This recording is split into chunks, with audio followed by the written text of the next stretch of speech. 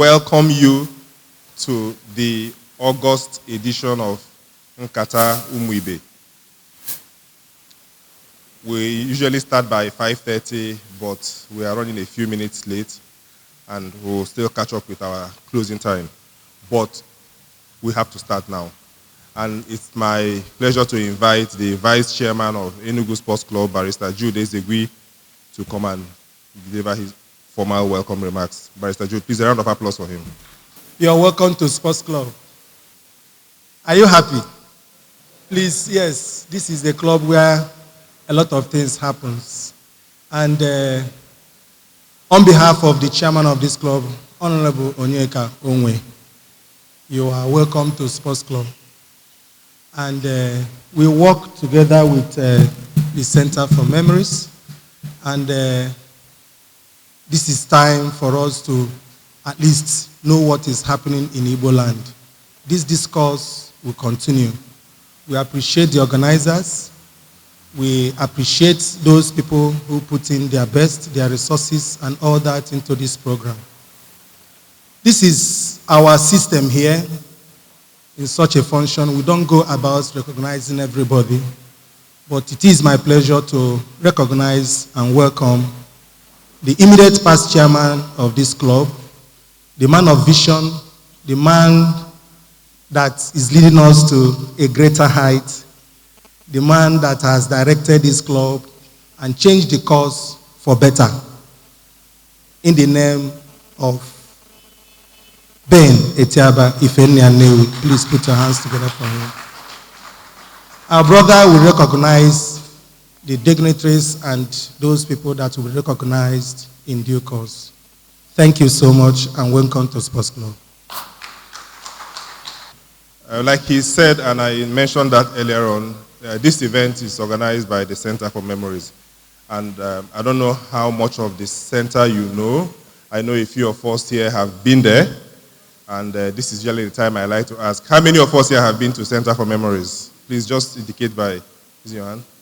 Okay, thank you so much. I hope that those who did not indicate will try and visit the center tomorrow. But to tell you a bit more about CFM, I want to invite the program's coordinator, Mrs. Akwa Bata Eze, to just tell us a bit more about Center for Memories before we start.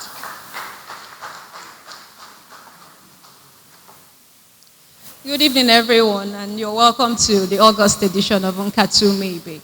The Center for Memories is a repository of the Igbo history and culture. So what we basically try to do is promote Igbo history, promote Igbo culture, and make sure that we're preserving it for the generations to come.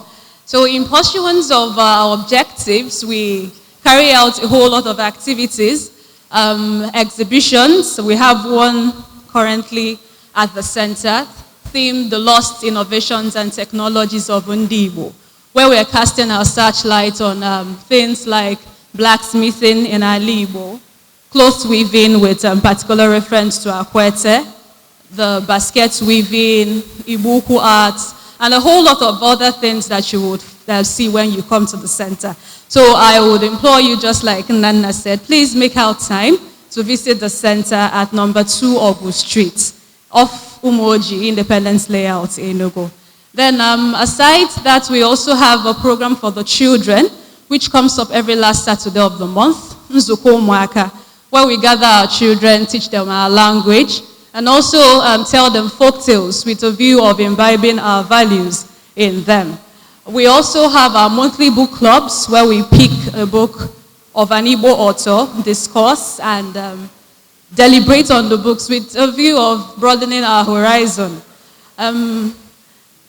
Aside all that, we also have our children's library, graciously donated by the Fidelity Bank, and we've had a whole lot of donors donate books to this library.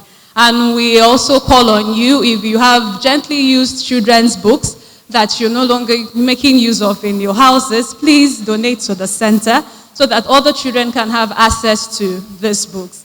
Having said that, we call on you.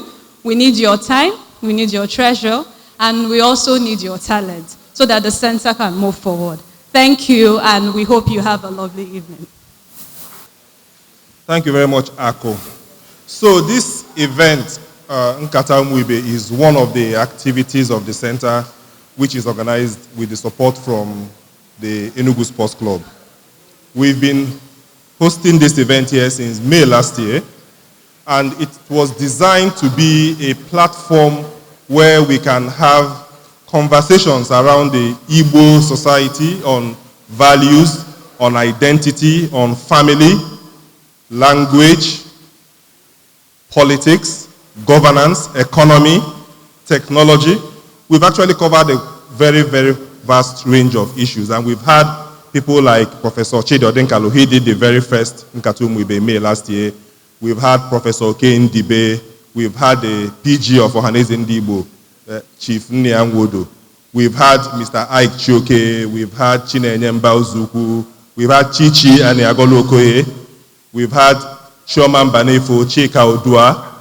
Quite a whole lot of Igbo professionals, dignitaries, personalities, intellectuals who have come to share a story here with us around any of these things that we've talked about. And the idea is we'll listen to the distinguished speaker and then we'll have our interactive session. And it's been very, very encouraging, the kind of feedback we get, especially from our young people, because what this was designed to be originally was just to create a cross-generational conversation.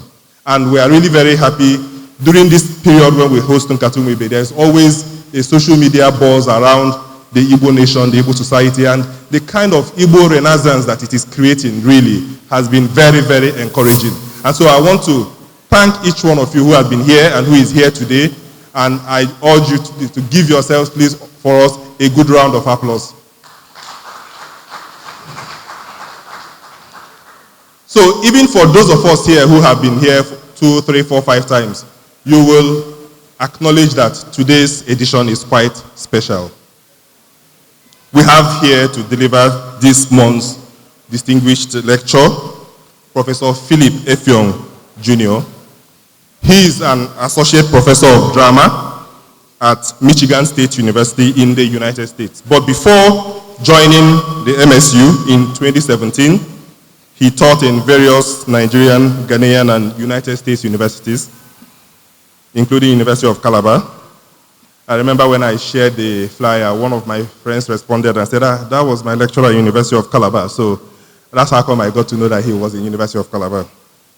And in addition to a text on African drama, African-American drama, his articles on the humanities appear in various journals and encyclopedias around the world. He's also a consultant and carries out writing projects for non-profit and governmental organizations, married with 3 daughters. Very importantly, he's the son of the former Vice President of the Republic of Biafra and second President of the Republic of Biafra. Ndibai nwanna anyị nwoke na ebe a, unu kwọrọ ya aka, aha ya bụ Philip EFFIONG Jr.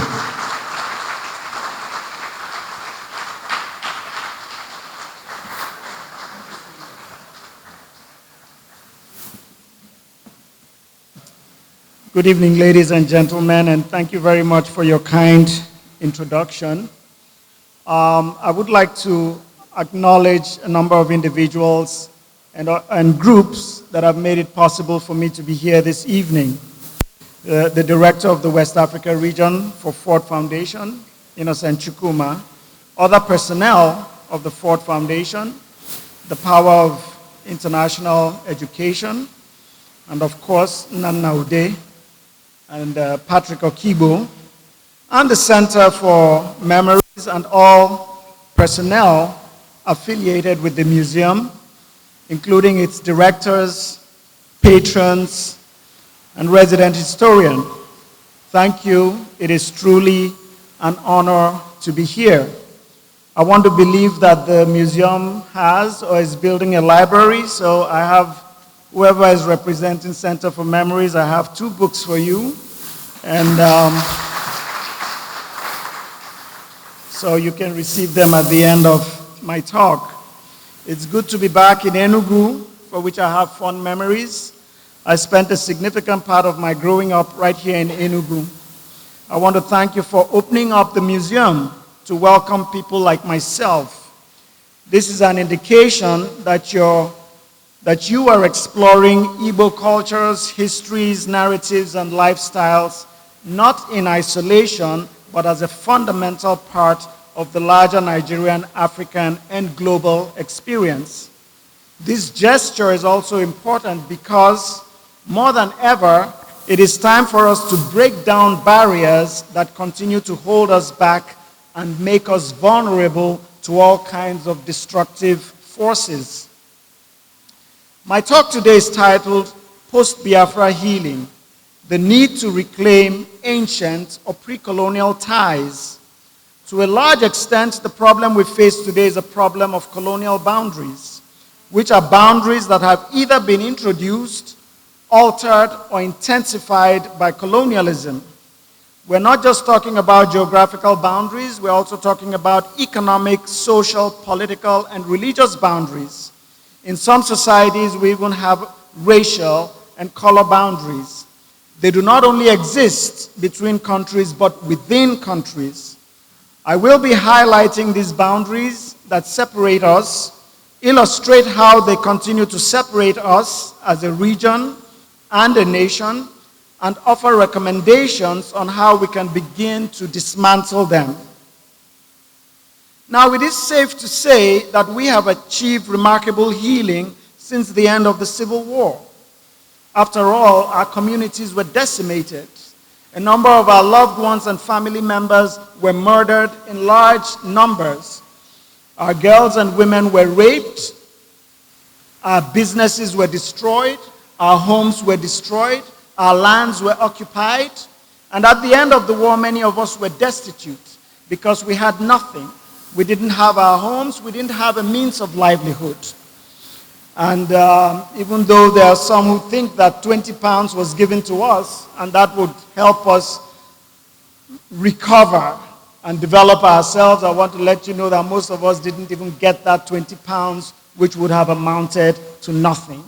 But let me say this, in spite of all the destruction, one way or the other, we have been able to reinvent ourselves to the point that we continue to excel in the humanities, in science, in the arts, in sports, in technology.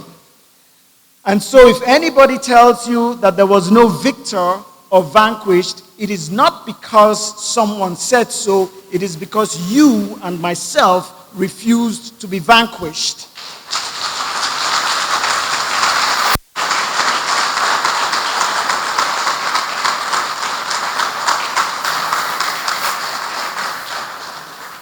We refused to stay down like we were supposed to stay down. However, there's still a lot of work to be done. There is a greater need right now to ensure that history does not repeat itself, and that is the basis for my topic. When we think about boundaries, think about religion. Religion was never a source of division or conflict amongst our people. A lot of our religions and spiritual practices, for one, were related, and even where they were different, we respected them. In trade, we had more free trade. Today, I can't even get a flight from Enugu to Uyo, an indication that there's hardly any commercial activity between the people. If there was significant commercial activity, there would be at least 4 or 5 flights. Today, essentially, the emphasis is on controlling one's domain and resources rather than engaging in commercial transaction. And even in the area of language, we were more connected linguistically. If there are any of you who has relatives that belong to the generation of my parents and my grandparents, you will recall that many of them could speak 2, 3, or more languages. My grandfather could speak Igbo, even though he was an Ibibio man. My mom can speak at least 4, perhaps more Nigerian languages. In the past, in a lot of our boundary areas, people spoke related languages or they could speak each other's languages.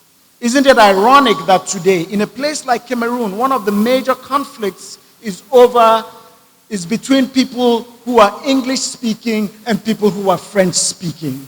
How absurd is that? Boundaries did exist prior to colonialism. It doesn't mean that we didn't have boundaries. They existed, but they were not rigid. And there was also inter-ethnic conflicts. There's no doubt about that. For instance, there's a lot of talk, quite a number of people know about the wars between the Ibibios and the Aros. But do we get a sense of permanent animosity? Absolutely not. In spite of those conflicts, the people continue to share a lot linguistically, culturally, and spiritually. That's why you'll find among these people similar traditions and practices. Whether it's that symbolic form of writing known as Nsibidi, or the Ekpe and Ekpo societies. You go to Abia State, you go to places, you go among the Effiks, the Ejagam people, the Ibibio people. All these practices and traditions are an indication of the nature of the interaction between the people. This means that cultural sharing and interactions took place even with groups that had been in conflicts because of non-rigid boundaries.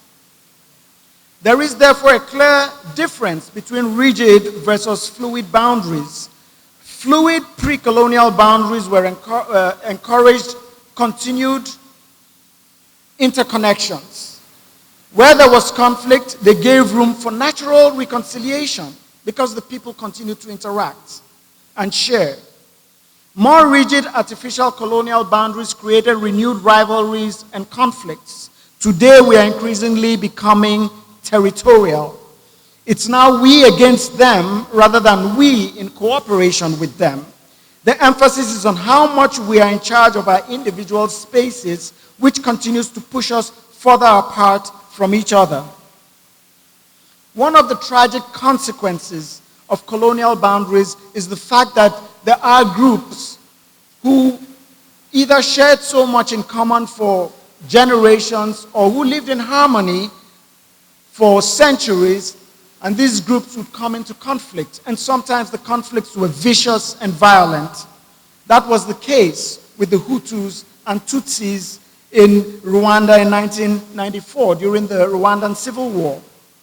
These were virtually the same people in terms of language and cultures, and they lived in peace for many years. In my state, every once in a while you hear about political squabbles between the Ibibios and the Anangs, who are again virtually the same people in terms of customs and values. Whenever I listen to people, when I listen to Ikwere people and Igbo people talk, many times it's about conflict, it's about disagreement and accusation. Many times the Igbo people are telling the Ikwere people, you're denying your Igbo ancestry. The Ikwere people are saying, no, we are not. We were colonized by you, and what we are trying to do is regain our original identity. I remember an argument when I was doing my NYSC between an Igbo youth corper and an Ikwere youth corper whose name was Amadi. They were arguing over this subject. And at some point, the Igbo youth corper said, well, you're changing the names of your communities by adding R to them to de-emphasize our presence there and to exclude us. So Umumasi is now Rumumasi. Umubiakani is now Rumubiakani. Why don't you add R to your name so that we start calling you Ramadi instead of Ahmadi?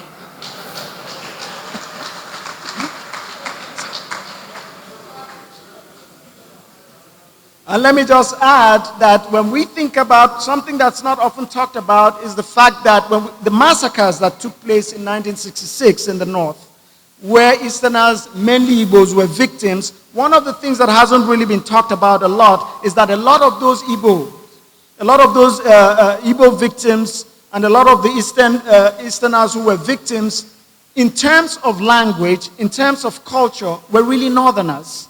A lot of them, even though their names were Ndubisi and Ngozi and Emeka, really couldn't speak Igbo. Many of them learned Igbo when they returned to the East, but they could speak the dominant language of the North, which was Hausa. So essentially, they had been destroyed and killed by their own brothers and sisters.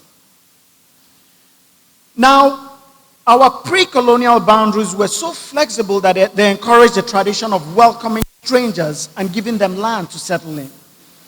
So when we talk about Sabongari, for instance, in northern Nigeria, it's a pre-colonial phenomenon. And it existed in many areas in West Africa, in Ghanaian society, in Mali, Timbuktu, and in a number of other African empires and kingdoms. These traditions existed. And generally, the strangers who came lived in peace among the people who gave them space to settle. But colonialism changed relations and dynamics between settlers and indigenous people who welcomed them. Strangers were increasingly seen as competitors for the new amenities as well as the new political and economic opportunities introduced by the Europeans. Also, a lot of the settlers showed more loyalty with time to the European authorities as opposed to the local authorities that had granted them space. And this would create tension between the settlers and the original owners of the land. Now, in post-colonial societies, the situation worsened. Visitors were seen as political threats to the ethnic and regional boundaries created by colonialism, and this is one of the reasons, perhaps not the only reasons, why we had those massacres in the north. In general, there was now increased consciousness for personal space, which meant that anything outside that space was a potential threat or enemy. Now, as we moved closer to independence and post-independence, there was therefore an increased anxieties over space and boundaries. Some of you have probably heard about the disagreements between two major Nigerian statesmen, Dr. Nnamdi Azikiwe and Professor Eyoita, which eventually led to Eyoita leaving the party that they belonged to, which was the National Council of Nigeria and the Cameroons. And he would eventually be he would be instrumental in forming a new party that supposedly catered to the interests of minorities in the eastern region. And this party was the United National Independence Party. First of all, it is interesting that disagreements between two individuals came to be seen as disagreements between ethnic groups. And even when these individuals settled and were no more quarreling, the rest of us continued to quarrel on their behalf. Now, the new party that Eyoita was a part of would go ahead to demand the creation of a Calabar-Ogoja River State for Eastern minorities. But this wasn't the first time this was done. The Ibibio Union, as far back as 1948, was already making such demands for a state for minorities in the eastern region. This was not also restricted to the eastern region. You had a Midwest state movement. You had a Middle Belt state movement. And in some cases, the campaign for territory became extreme and even violent, as in the case with Isaac Burrow in 1966, who tried to create a Niger Delta Republic and created a small army for that purpose until he was defeated by federal forces. So essentially, everyone was becoming overtly conscious of owning and protecting their domain and excluding others from their territory. We can't overemphasize the power of togetherness or unanimity. Many of us here are familiar with what many people refer to as the 1929 Aba Women's Riot. First of all, it wasn't a riot. It was well organized. It was a revolution. And it may have started in areas around Aba, but eventually women from all parts of the eastern region became a part of that movement. My own grandmother participated in it. And to this day, you have monuments in places like Nkata that are built to recognize these women. Now, we should remember that these women were coming up against a formidable force. And the colonialists themselves were quite patriarchal. They didn't recognize women. And so for these women to eventually succeed and get the colonial authorities to change taxation laws and other repressive colonial laws was unprecedented. But how were they able to do it? They were able to do it because of their togetherness. Let's imagine that today there is a crisis, and an Efik woman tries to invite Ijaw women and Igbo women and Oron women to come and participate in fighting against that crisis, it is not likely that we'll get the same kind of unanimity that we had in 1929. The question is, why not? Essentially, today we are increasingly becoming fragmented and powerless against larger threatening forces. Whether those forces are oppressive governments, whether it's Boko Haram, or like some people, and a lot of people are now talking about Fulani herdsmen, we are increasingly, because we are increasingly fragmented, we stand no chance against them. And that is part of my point. But that's part of the core of my talk today, and I'll say a little bit more about that. But just as there's power in agreement, there's also power in fragmentation. Apartheid in South Africa thrived on fragmentation. That's how it survived and succeeded for many years. We are increasingly becoming fragmented. And on the surface, when we are giving our states and our local government areas and we continue to chop ourselves up into tiny bits and pieces, we get the sense, or we think, that we're increasingly becoming independent and autonomous. But the fact is we're increasingly isolating ourselves. And as we balkanize ourselves, we become weaker and weaker. The federal side, just before the Nigeria-Biafra civil war, understood the power of disintegration, which is why they created states. They didn't give us states because they loved us. As soon as they created those states, it isolated the minorities in the eastern region from the Igbos, who were the majority group at the time. And I use the word minority very loosely because we were certainly not minor. And many of us went on, because we were passionate about the Biafran vision, went on to fight to the bitter end. But unfortunately, disagreements, disunity was sown into the fundamental principles of Biafra. And even if Biafra may have not won the war, that was a major factor in bringing about the demise of Biafra. The disagreements and the disunity that were sown into the region through the creation of states. And there were many who would eventually come to deny that they were part of the Biafra experience just because those states and those boundaries gave them a sense of owning their own territory. And so it was a wise decision. It wasn't a friendly decision, but it was a wise decision, and it worked against Biafra. Now, it is the threat of disintegration that led to the early Pan-Africanist movement. Pan-Africanism just essentially means uniting Africans and African descendants in liberation struggles. They insisted that for Africa to protect itself from other world powers, we need to unite. There were many well-known Pan-Africanists in the diaspora and here on the continent, from Marcus Garvey and W.E.B. Du Bois to people like Sekou Touré and Patrice Lumumba and Kwame Nkrumah and many others. But I'm going to focus on Kwame Nkrumah, who insisted. The man saw ahead. His vision, when he looked ahead and saw things, it was as if he just wasn't speaking for Africa, but for Nigeria. He insisted that Africans must not look east or west for progress, but must look forward and work together to look forward.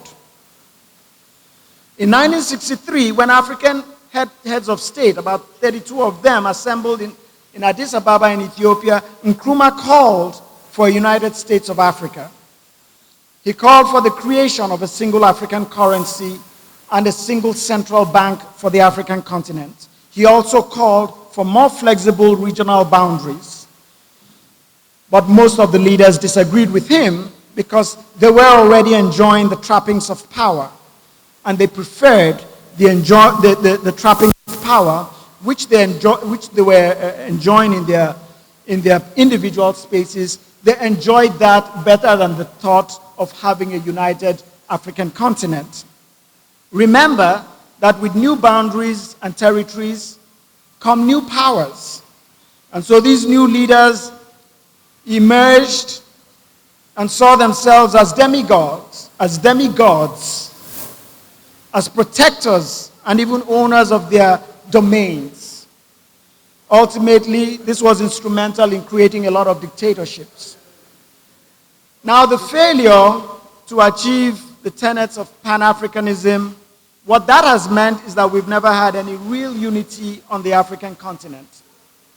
Now let's think about the Democratic Republic of the Congo, one of the richest resource countries in the world, but also one of the most wretched countries. Why? Because it is isolated in its struggles. So when multinational corporations and other nations want to exploit its resources and encourage conflict so that they can exploit the resources of the land, the Democratic Republic of the Congo finds itself alone. It's isolated. And I learned recently that about 14 former French colonies continue to pay to this day the equivalent of taxes to France, supposedly for what France did for them during colonialism. This is not common knowledge. These countries dole out every year up to $500 billion. Now, why do they continue to be exploited? Why do they continue to go through this injustice? Why are they constantly exploited? Because they're isolated. If the continent worked together, we would come together, and problems within the DRC and the problems that these former French colonies are facing, we would confront them head on. But it's nobody's business. My business is within my location, my territory. Whatever is happening out there does not concern me. That is the general notion on the African continent. That seems to be the philosophy, and that seems to be taking place, also what's taking place here in Nigeria, and even in the eastern region, or the Niger Delta area. Now, Pan-Africanism as a political movement may have failed, but Pan-Africanism as a political philosophy need not fail. We need to develop a political philosophy that highlights the things that connect us. Reclaiming the harmony, sense of community, and fluid interconnections of the past is crucial now, perhaps more than ever before. I'd like to propose what I describe here as new directions and perspectives. Now, I refer to the Aros and the Ibibios and a lot of the things they share in common.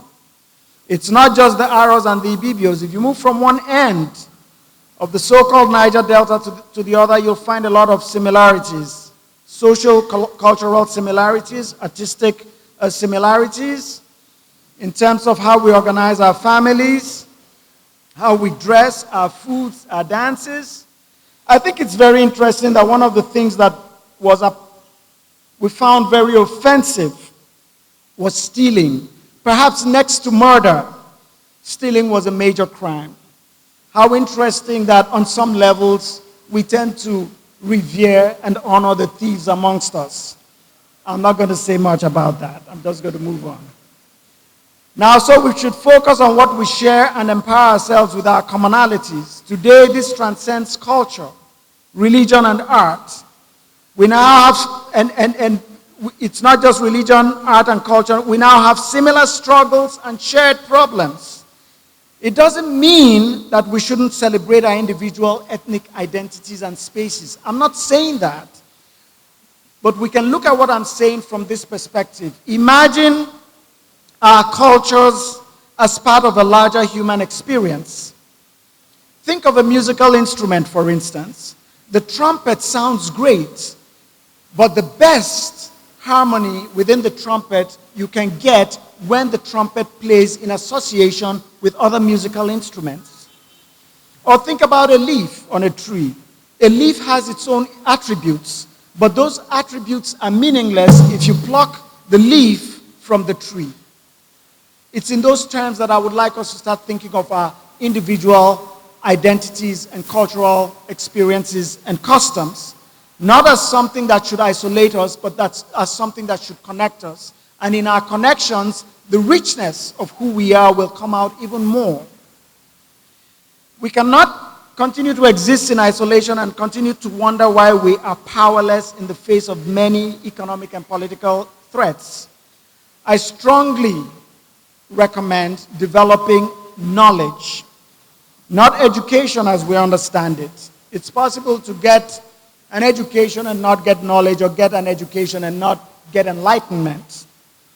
But we need practical education with a strong civics component so that we begin to understand ourselves a little bit more and understand those around us a little bit more.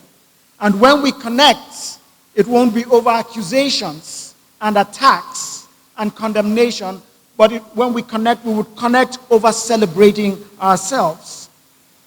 We need to focus on what connects us and what to celebrate about ourselves. We shouldn't focus, like the youth corpers, on whatever it is that we think divides us. Between, say, the Ikwu people and the Igbo people, there's so much room to do research and find the commonalities between the people and focus on those commonalities rather than focus on whatever we think divides us. We should revisit history with a new sense of objectivity so we stop making enemies of ourselves. You see, as we make enemies of ourselves, we tend to ignore who our real enemies are. Ignore who our real enemies are. They just sit back and take advantage of the disagreements that we have between ourselves. We spend too much time accusing and stereotyping ourselves, and if you don't believe me, check out the language and the rhetoric, for instance, on social media. Now, leadership is central to all of this. If you look at any regional or ethnic conflicts that have taken place, they've usually been caused by divisive, self-seeking leaders, whether they are political or religious leaders, or prominent people in the community, and not the people. This was the case in Nazi Germany. This was the case in Rwanda. This was the case even in northern Nigeria. Practical education will eliminate the mindset that causes us to perceive and treat our leaders like demigods. So when they ask us to kill our neighbors, we say no. But if we think they are gods, whatever they ask us to do, we will do them. We need to demystify our leaders. We are significantly responsible for making our leaders act like gods because we treat them like gods. And someone would say, how? Well, I can throw out a few examples.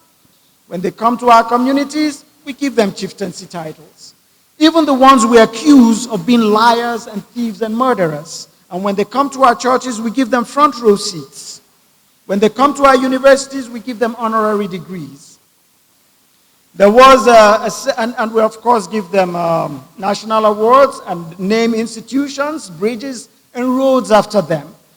We talk from both sides of our mouths. I remember when I lived in Port Harcourt and a certain president came there and he was given 2 wives in one of the communities. And they asked the people, why did you give him 2 wives? And they said, it's our culture. And I said, well, I've been living here longer than this man, even girlfriend. You know, so we need to stop this thing. Through practical education, we will begin to produce an electorate also that won't vote along ethnic or religious lines. But they look at politicians and look at their agenda on education, health, infrastructure, agriculture, power, unity, and so forth. Now we have to start thinking differently, and I'm winding down here, and think for ourselves no matter how radical it may seem. For instance, we need to start rejecting or rethinking the alien notion that democracy equals multi-party politics and periodic elections. It has never worked for us, and it never will. If former President Julius Nyerere could completely squash ethnic sentiments in a country with over 100 ethnic groups, why is it impossible in the Niger Delta, or at least in the former Eastern region? The NYSC would have gone a long way in demolishing destructive boundaries, but it has been plagued by corruption. At least that was the case when I served. I don't know if it's changed since then. Besides, when most people are done with the NYSC, they are quick to return to their states and what they believe is the comfort and security of their regional and ethnic communities. However, NYSC as a concept is brilliant. We should therefore consider other ways of achieving its laudable goals.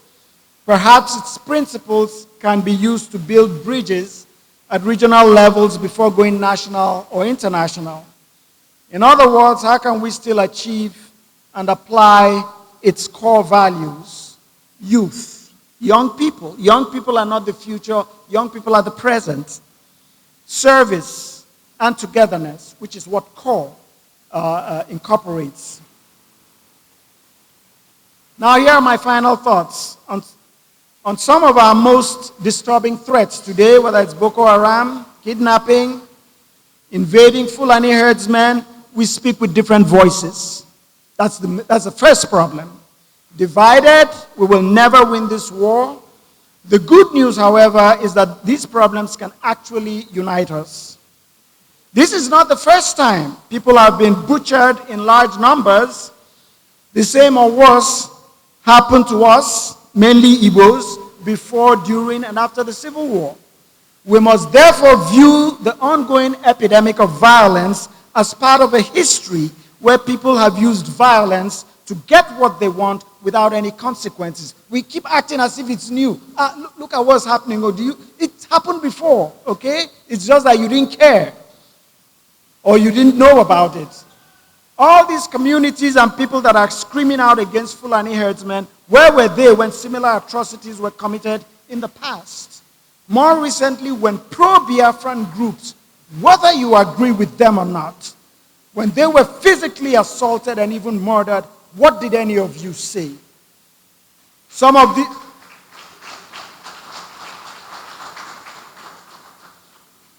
these people that are screaming, some of them and their communities were even instrumental in committing similar acts of brutality when it was conducive for them to do so. Essentially, many speak about these issues as selfish hypocrites, not because they care, but because the danger is coming close to them. To protest only when your ethnic group or region is threatened is to further create disunity.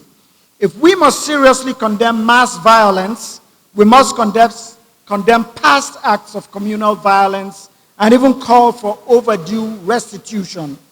Only then can we truly begin to reconnect and reconcile.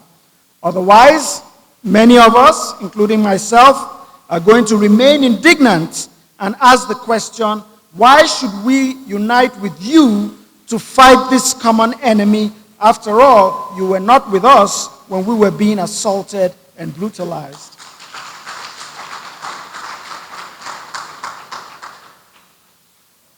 And finally, this is my last 2 points here. We often look for external forces as causes of our problems without considering the most important factor, which is ourselves and perhaps our inadequacies. Today, even if we can talk about external enemies, our greatest enemy is our isolation from one another and our inability to come together in a constructive way. Thank you very much.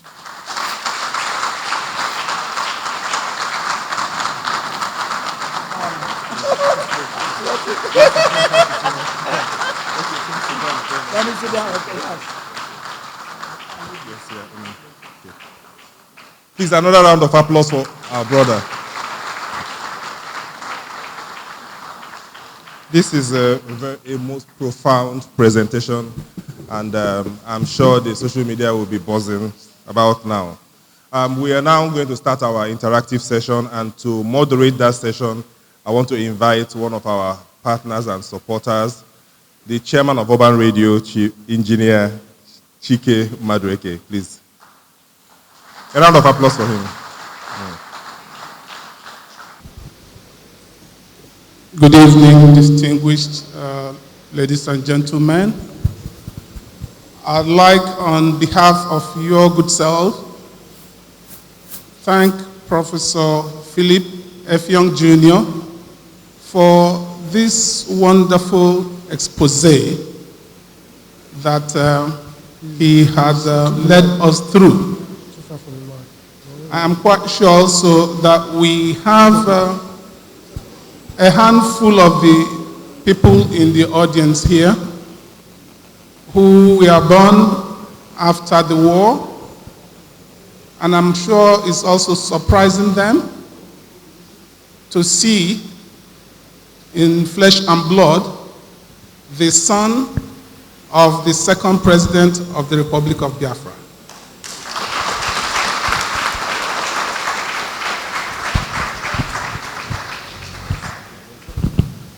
Professor Philip, you are welcome to Enugu.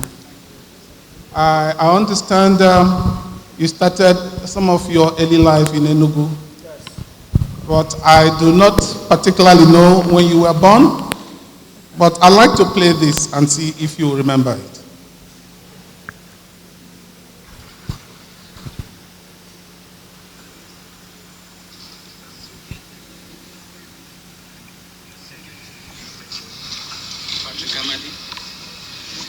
How are you? Excellency. Glad to see you again.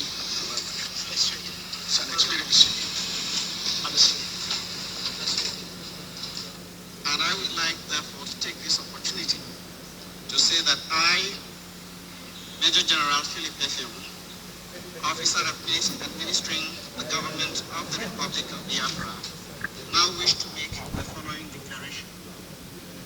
That we affirm we are loyal Nigerian citizens and accept the authority. And we have with us today Colonel Obasanjo, and unfortunately the other field commanders are not able to be with us at this moment. But we have Colonel Obasanjo, who is the commander of 3 Marine Commando, who have been able to capture a number of senior secessionist officers, and he had brought them to Lagos to see us in order to let us have their acceptance of the spirit of one Nigeria.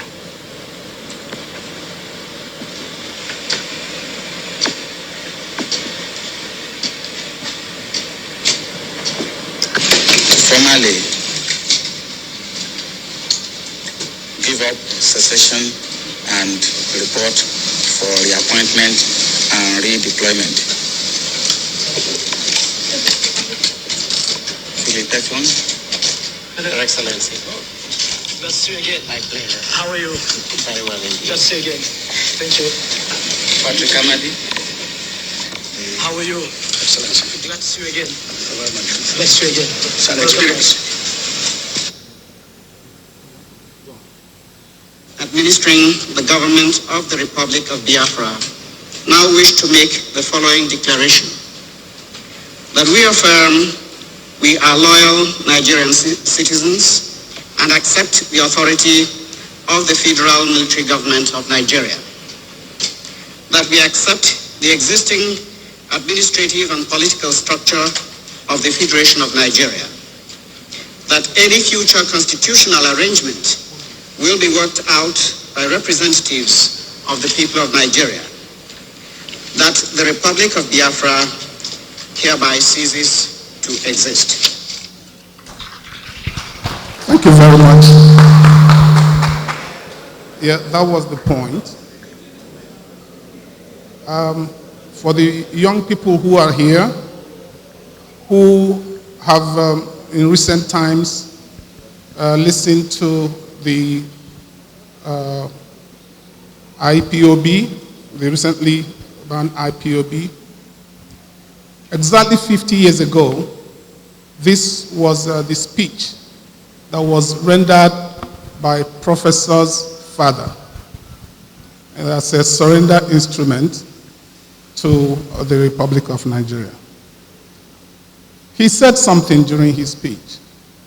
Yes, there was a no victor, no vanquish saying at the time, but he gives the credit to all of you here. He said that the no vanquish does not mean that you were not. It's because we reinvented ourselves and refused to be vanquished. I'd like us to go home with it and to know that the lesson has not stopped. We must continue reinventing ourselves such that we do not feel vanquished and we do not cower under the face of any invading or terrorizing enemy. Prof, right? And he also said that we isolate ourselves in different boundaries. My state, my region, my ethnic people, and we are not also able to unite to face any dangers that's coming up to us. I'm very much informed today that I'd like to firstly ask Prof how he felt on the 15th of January 1970.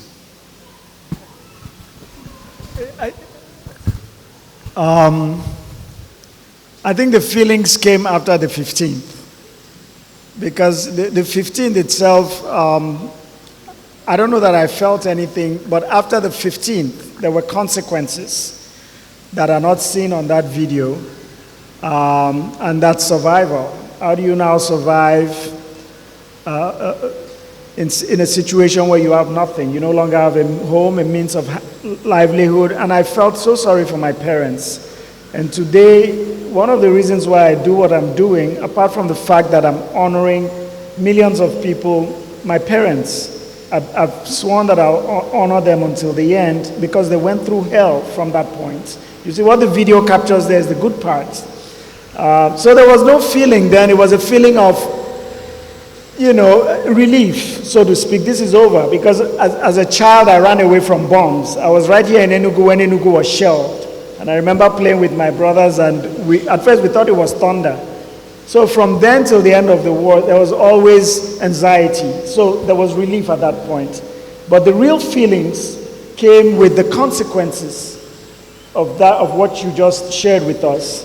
And the fact that after that, that's when the war started for a lot of us. And it never quite ended, because it was all about survival.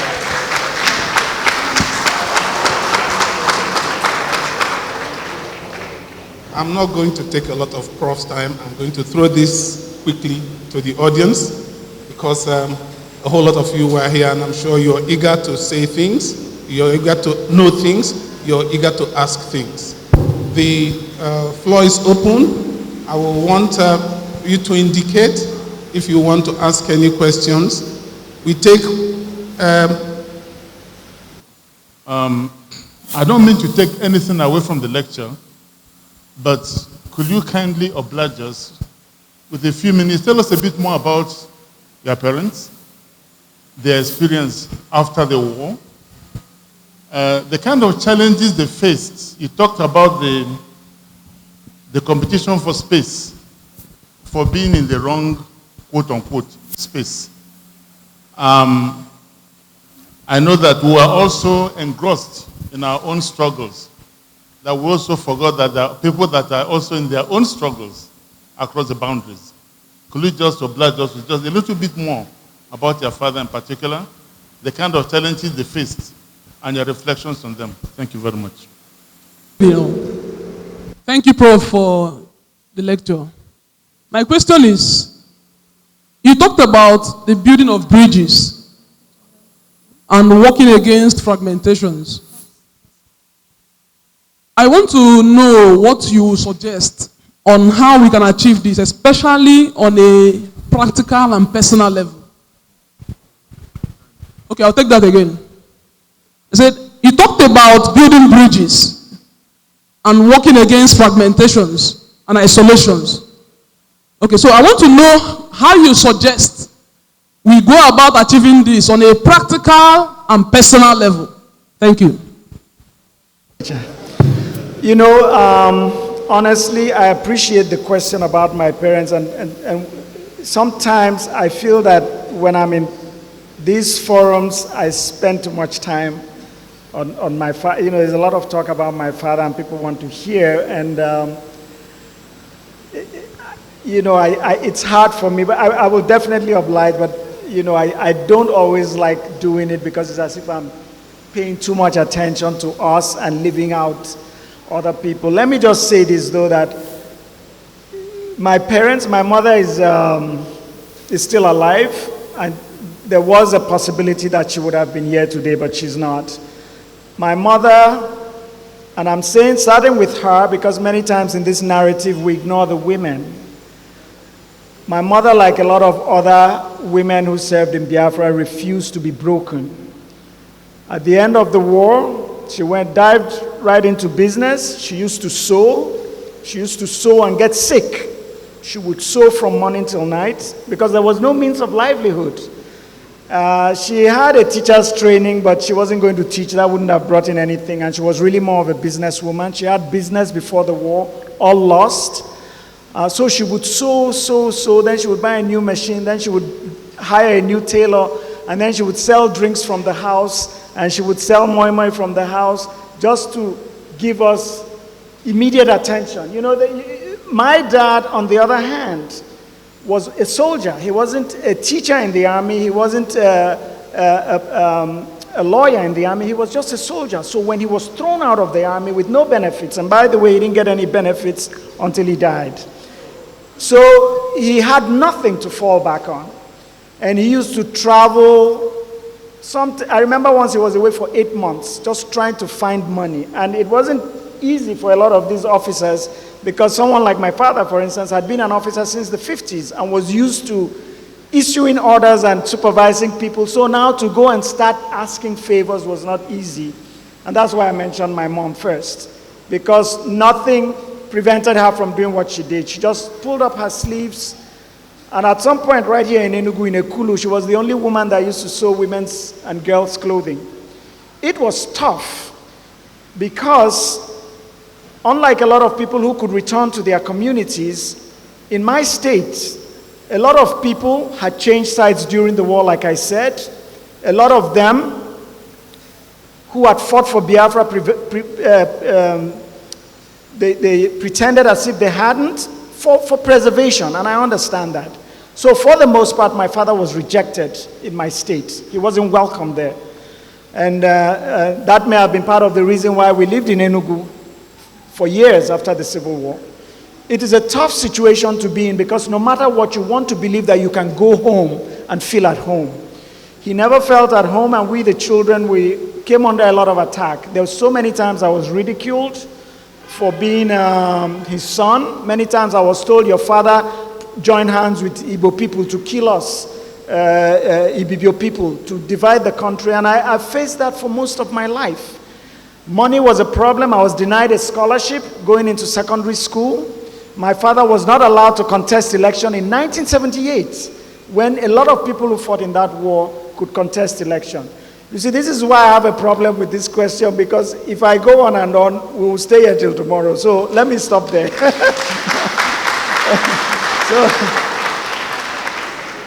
The good news, however, is they were never broken. And for our sake, for the sake of their children, and there are 8 of us, they still managed to feed, clothe us, and send us to school. And eventually, even though I wasn't given a scholarship, I was denied a scholarship in my state, America gave me a scholarship. And so I go by that philosophy. If you don't give it to me, Japan will give it to me. If you do, yes. Now, as far as the role, someone has a question of Ibibios and perhaps other people who are considered minorities before the war, during the declaration of Biafra. By the way, the name Biafra was suggested by a Yenagoa man, Chief Opigo. That was not a name suggested by an Igbo person. The secretary to the Biafran government, N.U. Akpan, was an Ibibio man. Apart from my father, there was another brigadier, another general, a first-star general who was an Efik man, Brigadier Okun. There were many of us who remained loyal. My father's younger brother fought for Biafra. There was harmony. There was a lot of trade. My father was born in Aba, and his father had lived there for many years. If life was so bad and these Igbo people were treating them badly, why would he stay there? The reason why he left was because his wife participated in the Eastern Women's Revolution, because the colonizers started targeting them. That's why he left Aba. And like I told you, my grandfather could speak Igbo. That's how we were. I have a friend, an Igbo friend. His name is Ekpenyong. Is that an Igbo name? If you go to the Anang area, there is an Ikot Okoro. Do you know that? What does Okoro mean in Anang language? What does Aba mean in the Igbo language? Aba, your town. What does it mean? Does it mean anything? Enugu means something. What does Aba mean? But Aba means something in my language. It's like where you store yams. So my answer to that question is, look, that's how we were. The creation of states was a classic move to divide us, and the unfortunate thing is that the divisions continue today. But I cannot overemphasize how connected we were. I can give many more examples of how connected we were. And when I say connected, I'm not just talking of the Ibibio people. All over what used to be Biafra, you know, there was a lot of excitement and energy from people who were not Igbos. And by the way, let me just say this, and I do not blame people. A lot of us have tried to pretend, like I said, like we were not a part of it for self-preservation purposes. But please, anytime you discuss the issue of Biafra, a lot of people just talk about Igbos, and I understand that you've been isolated and many people have ignored the tragedy that mostly Igbo people went through. But please mention the rest of us. I think that gives...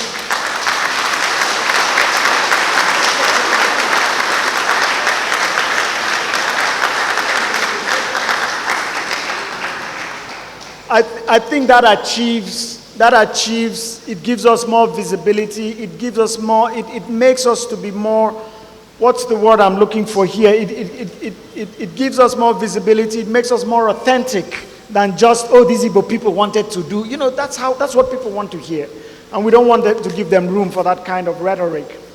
Now, as far as achieving reunion, I try to talk about, give a number of opinions. Of course, you see, the problem is we're too far deep into our separation. It's going to be difficult. It's not going to be an easy road, but I think it is doable. I mentioned practical education with a strong emphasis on civics, but I'm glad it's a young person that asked that question, because honestly, I have a lot of hope in young people.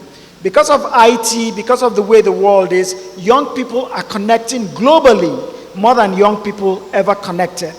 So instead of focusing on these Barakbo organizations, when I go to the US, oh, association of this, let me come. You go to the church, it's all the same people, they speak. Sometimes I'm with them, they'll be speaking their language, I won't even understand them. You see, it's not bad having your identity, but let us connect through something else. Let's not use language and culture.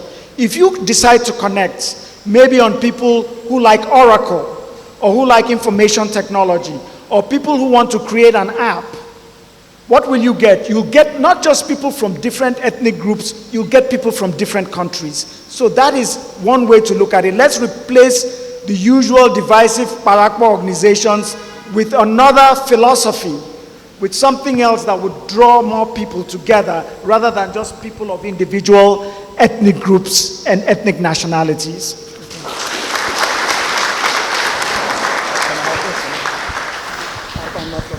My name is Oyibo.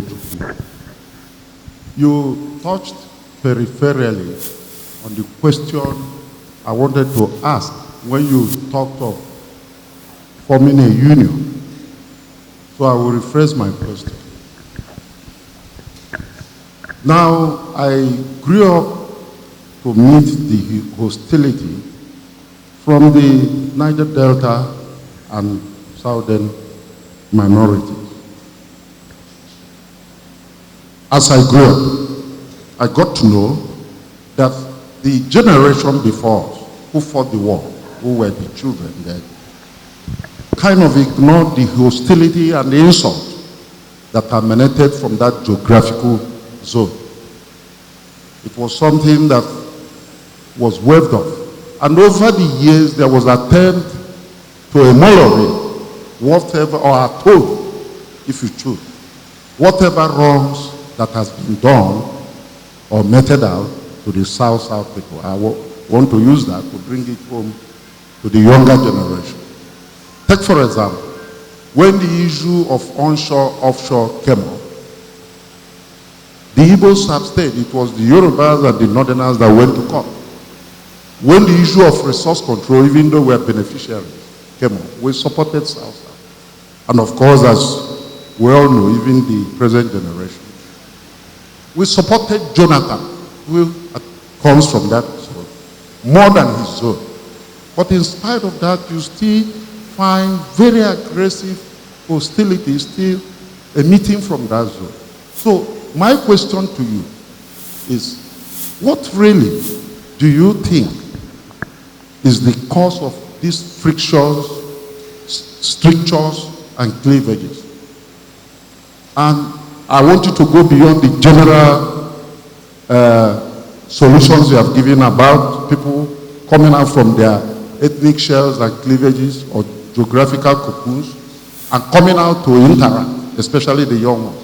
I want you to particularize on our relationship between the Igbos and the South-South people. What can be done? First, what is the real cause? Why this hostility is still emanating from them? Certainly not from this side. I don't say this because I'm evil. Secondly, what can be done on the basis of specifics to draw these two groups together and probably make these hostilities disappear? That's my question. My name is Abu Zomamai. My question borders on the issue of, immediately after the war, there was this issue of abandoned properties. Like Igbos that lived outside Igbo land, that when they went back to reclaim some of their properties, and they found out it was no longer their properties. I don't have issue with that of the north, I can understand, and that of the southwest, I can also understand. But I don't know, South-South also did that.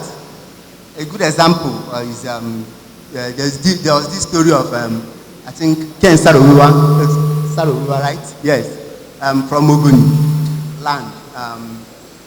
His father, they seized a particular property belonging to an Igbo man. He himself once said that, and they converted it into a hotel, and they made use of it, and that was how they trained them. Now, my question is, if the federal government was like a good number of South-South states then fought on the Biafra side, and if the federal government was able to achieve their purpose in the southwest and then in the north, I don't know how we are they able to penetrate the south-south, and though you already. Okay, now we understand your question. Thank you. My name is Greg Namdi Nabike Mbajiogo. I'm a theater artist at the University of Nigeria, Nsukka. When your lecture was going on, Philip Jr., I gleaned a lot of the power of histrionics and theatrical idioms. And I thought you were a historian, but learned that you're a dramatist, like myself. I know what the South African Athol Fugard did with theater after the apartheid struggle and during.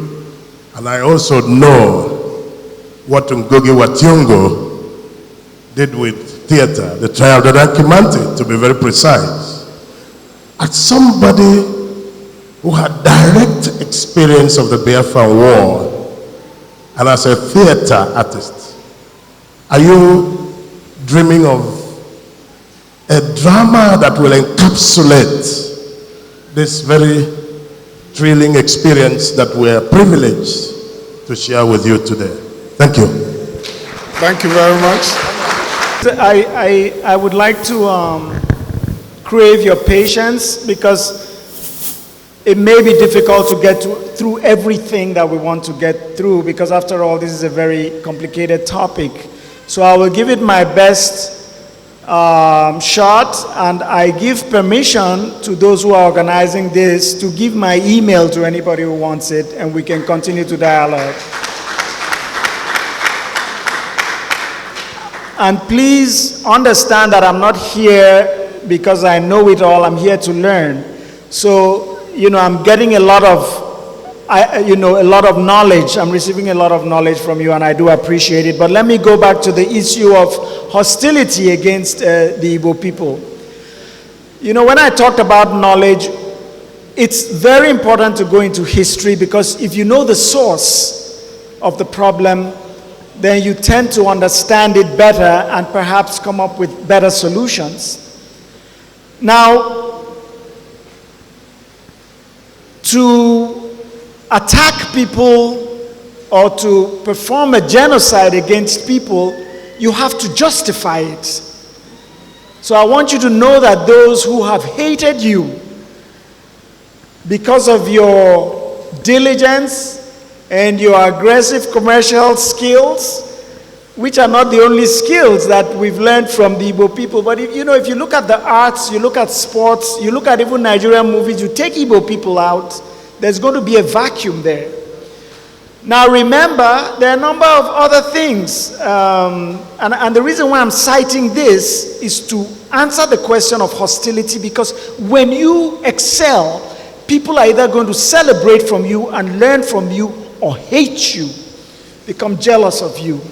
So the first military officer in Nigeria, Lieutenant, I said lieutenant, that's an American thing, Lieutenant Ugboma, Igbo. The first mathematician to come out of Nigeria and Africa to receive international reputation, Chikobi, Igbo.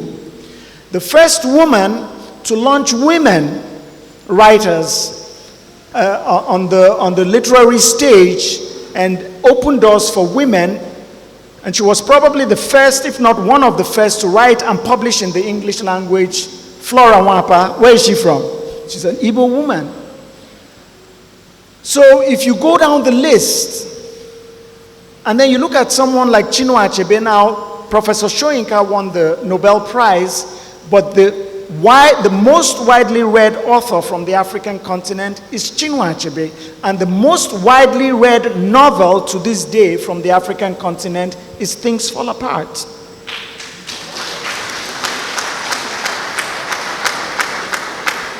Now, I'm not saying this to brown nose you, I'm saying this to point out that when people decided that you needed to be destroyed, they now had to counter all these images and make you out to be greedy and selfish. You want to dominate, you want to take power.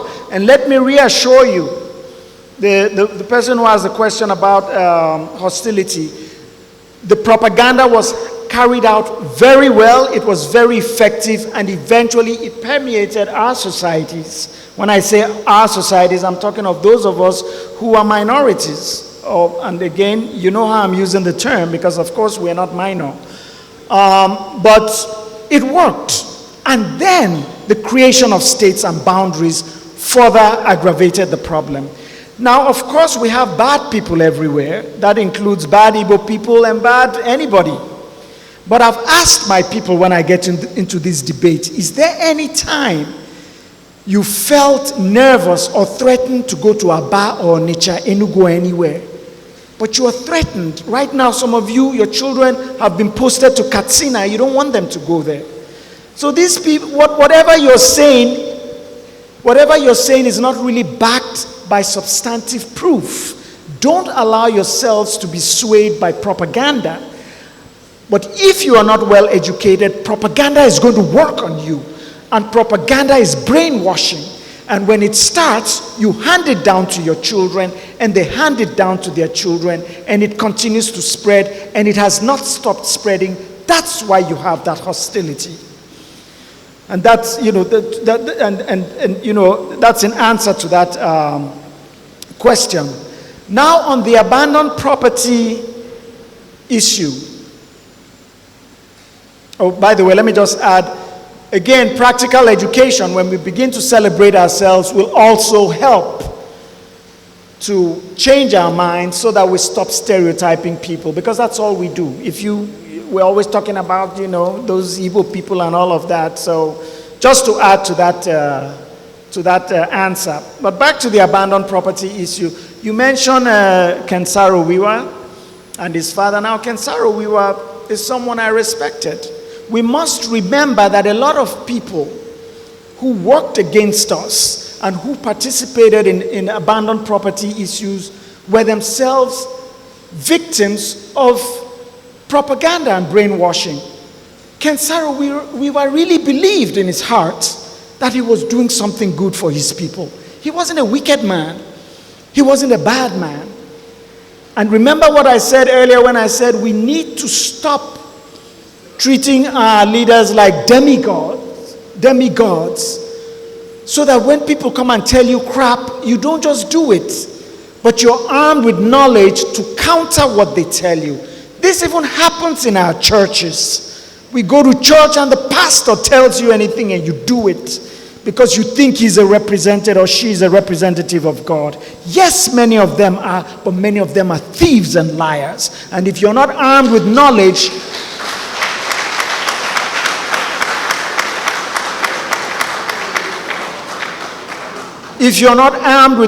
you'll fall victim. You'll be a prey to their exploitation. Now, so the abandoned property thing comes up. That was a continuation of the war. That was a genocide, and war don't necessarily only take place through violence. There are other ways to destroy people. You can take away people's homes. You can take away their means of livelihood. You can starve them. These are all methods. Or you can occupy their land. And when people occupy your land, they don't have to be there. They can build a refinery somewhere else and take and leech off of your land and that's the same as occupation. So Kensaro Wiwa, his father, they were just continuing what they believed in. It's like the people of Benue State. The people of Benue State, that was the channel through which federal forces initially came to us. They opened up their doors. It's through there they landed in Nsukka and Gakem. But look at Benue State today. The same people that you supposedly fought on the same side for unity. What kind of unity did you fight for when they're now butchering you? But the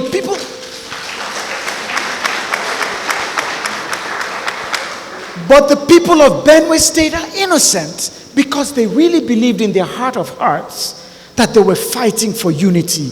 And those Easterners and those Igbo people had to be taught a lesson. So I don't blame them.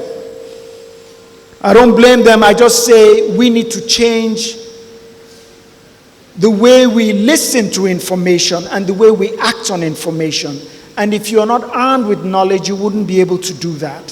So yes, listen, the abandoned property was just a part of the process for those like my father, whose property was not declared abandoned property. It was destroyed anyway. So if they didn't destroy your home, it was declared abandoned property. It was part of a process. So just bear that in mind. And genocide never really ends. Even when Hitler was eliminated, the Jewish people still understood that this is not necessarily the end of our extermination. What did they do? They packed their bags and left Germany. As far as theater, yes, I love theater, but especially documentaries. And I have a number of proposals on how we can get various parts of this narrative, especially of the Biafran experience, out there. Because we're only scratching the surface. There's so many things that happened, and we need to tell that story.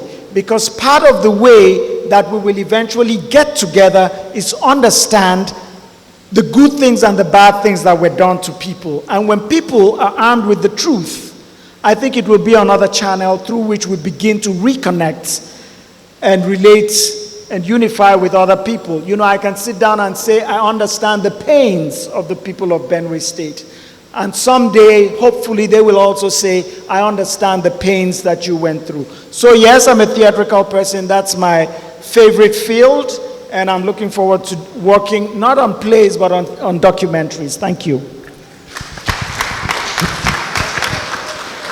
Yes, we are rounding up. We seem not to have heard anything from a lady. Professor, good evening. Good evening, gentlemen and ladies. My name is Anya Golu. Thank you very much for that brilliant delivery. But I want to ask you your thoughts and your opinions on this.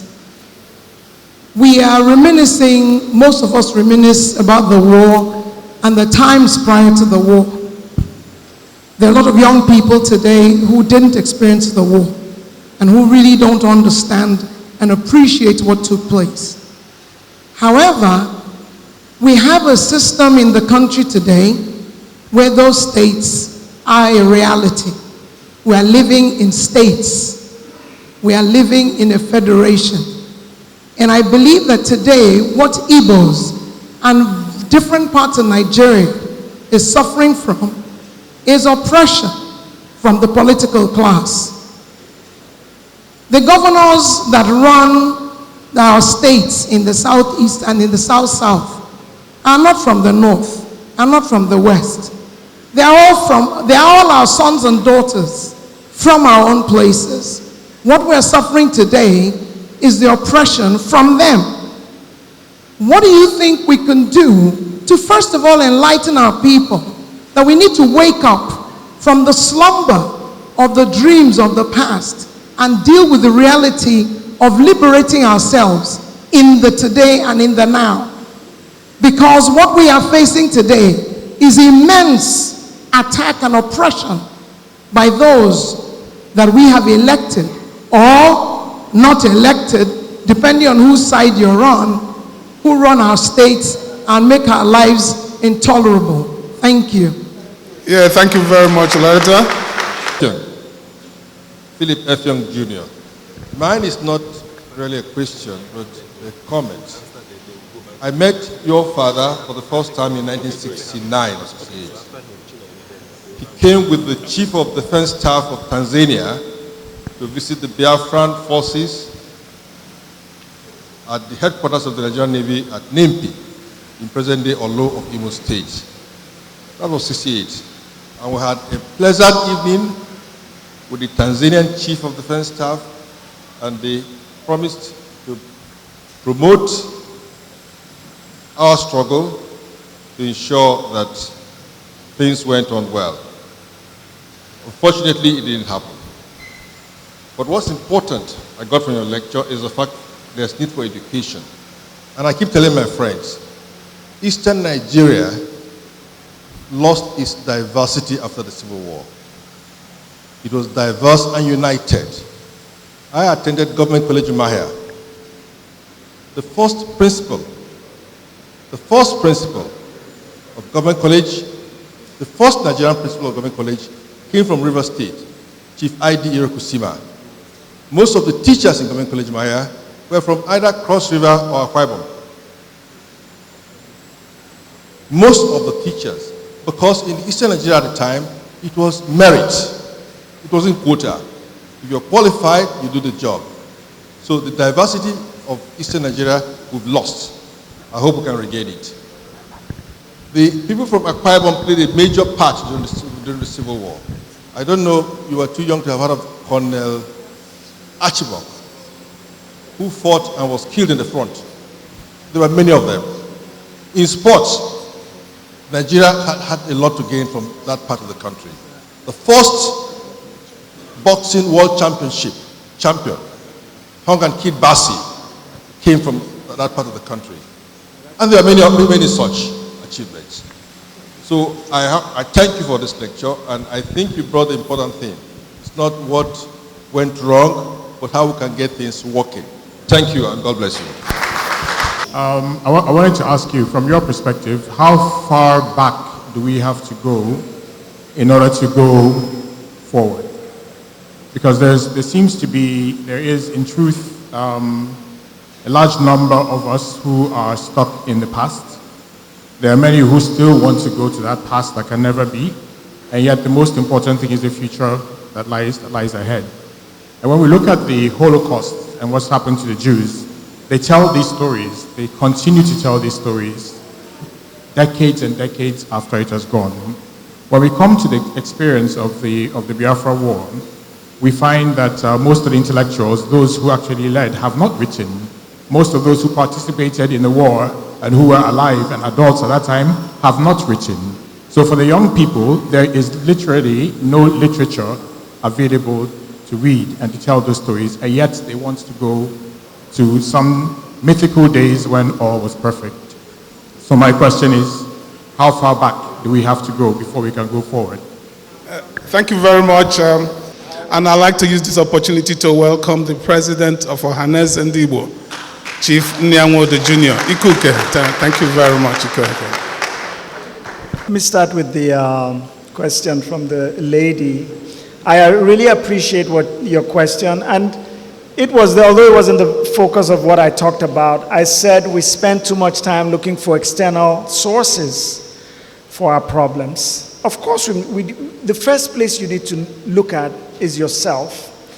And however, and yes, we are being in many ways oppressed by people who we should be looking at as our kith and kin. But one of the things I see that is quite prevalent is that a lot of people are not speaking with one voice, and this is what I mean. A lot of people only tend to complain when they are not beneficiaries of the system. That is another form of division. And you know, when you talk about boundaries, you can go on and on, but this is part of the problem. We don't speak until we are now not benefiting from the system. The other thing I said is, I'm tired of treating dysfunctional leaders like they're special. I don't do it.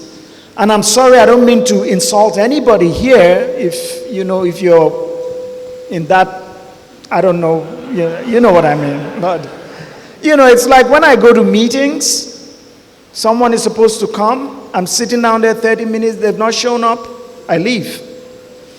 When they come to the room an hour late, they shouldn't see anybody there. But you see people there, and we continue to grovel. The whole thing about treating them like gods is part of our problem. And maybe it comes from tradition. You see, not everything about tradition is great. Because our leaders, traditional leaders, were also sacred figures. But they were sacred figures because of the spiritual roles they played. And that spirituality actually put them in check. But now the people who we're treating as if they're sacred are not. So we need to unite. We need to be more courageous. But unity is a big part of it, and we need to stop being hypocrites. Only complain when a thing is not working for you. When it's working in your favor and you're getting all the contracts or whatever, oh, you're all in praise for whoever, That's how we function. And again, I think it ties in with what I said about a strong civics component. We need that in our educational systems. Because we don't even understand what the concept of leadership should be. There is no yardstick by which we measure our leaders. We just understand that you were voted in, and that's it. But I definitely agree with you that we need to start with ourselves. And why am I complaining about what someone else is doing to me if it's being done to me in my backyard? I agree with you, but I think we need to speak more with one voice, and we need to stop being hypocrites. And we need to be courageous, because there's a lot of fear, and a lot of fear even from the people that you say are oppressing us, because a lot of them are answerable to other people. And they feel like if I don't do it this way, then that support I'm getting, I'll lose it. And so that's part of it. And also, let's remember that throughout human history, for whatever reason, people who have been oppressed tend to be the greater oppressors. If you look at all the initial dictators on the African continent, a lot of them were key fighters against colonial oppression. So of course, I can't give all the answers, but I'll just stop there on that question.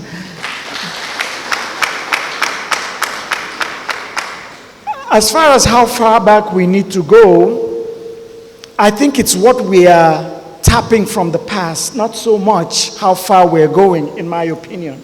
There's a lot to get that we've abandoned because we no longer, we've gone through hell mentally, and it's hard to really just address the entire issue. During the war, there's something we did, and many of you here will remember. We fell back, we went back to traditional ways of doing things. All those inventions in Biafra, they were invented from local materials. Did we go to Japan to get it? No. When I was sick, I had measles. I was cured with palm wine. So those of you who drink palm wine understand that it's not only there to make you drunk, it can also heal you.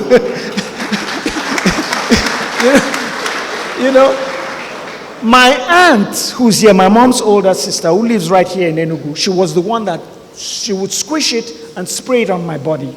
And I'm fair-skinned. If it didn't cure me well, you would see the marks. There were many other things we did. So we don't believe in us. We need to start believing in ourselves. So let's go back in terms of going back to see what's of value. That's the way I see it. But there's a lot. And again, it's education. Let me just say this. And when I first went to the University of Wisconsin, I wrote a paper on the Ikwu society. One of the advantages we have in the US is we can write about things that they don't understand, and they will give us A. They will give us 100%. But I discovered that I didn't know anything about my own people. If you asked me to write about American Civil War, I would have been able to do it. So we need to, part of our learning should be to go back in history, and then we begin to unearth the richness of ourselves, not just to use them, but to use them to celebrate one another. That's how I'm beginning to view things. For instance, when I see a Yoruba person now, fine, language is good, culture is good, but my mind immediately goes back to the greatness of the Oyo Empire. So how far back? I don't know if I can put a time on it, but there are many things that we had that we can recover. If we could do it in Biafra, we can do it now.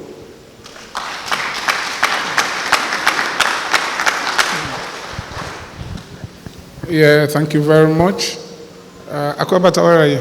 Yes, my question is, the war we are talking about now, we are fought because people were demanding justice.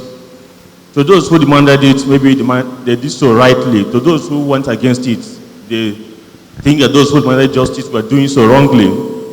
Now, 50 years on, Nigeria seems to be even getting worse. So that our parents now tell us about the good old days.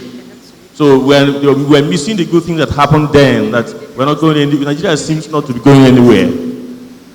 So we have governors, we have political leaders who are governing or leading us based on a very faulty structure we have now, based on a very wrong constitution, the 1999 constitution. And that seems not to be a sign that those in leadership at the national level are willing to bring change. How do we get out of this? Because we cannot continue this way. My name is Chris Okoye. Let me once more join in welcoming you back to your home. Perhaps at a very defining moment in our history, and that your father also played a very significant role, and also a defining moment in our history. I recall that before the war, when we came back to Enugu, my father lived, or we lived, on a street called Robinson Street. And I do also remember that almost every house after our house had people from Cross River State, from Akwa Ibom, from Asaba. Almost the entire street were made up of people from South. Now, obviously we have lost all that. And there was a very important point you mentioned in your lecture, which is National Youth Service Corps. And we are looking for elements or instruments or platforms for, again, getting back to rebuilding our relationship with that area. And I think I find that a very compelling contribution.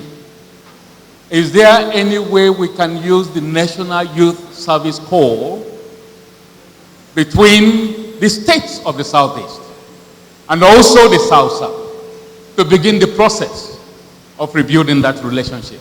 Thank you very much. Let me answer the questions. You went further than I would have liked to go. You see,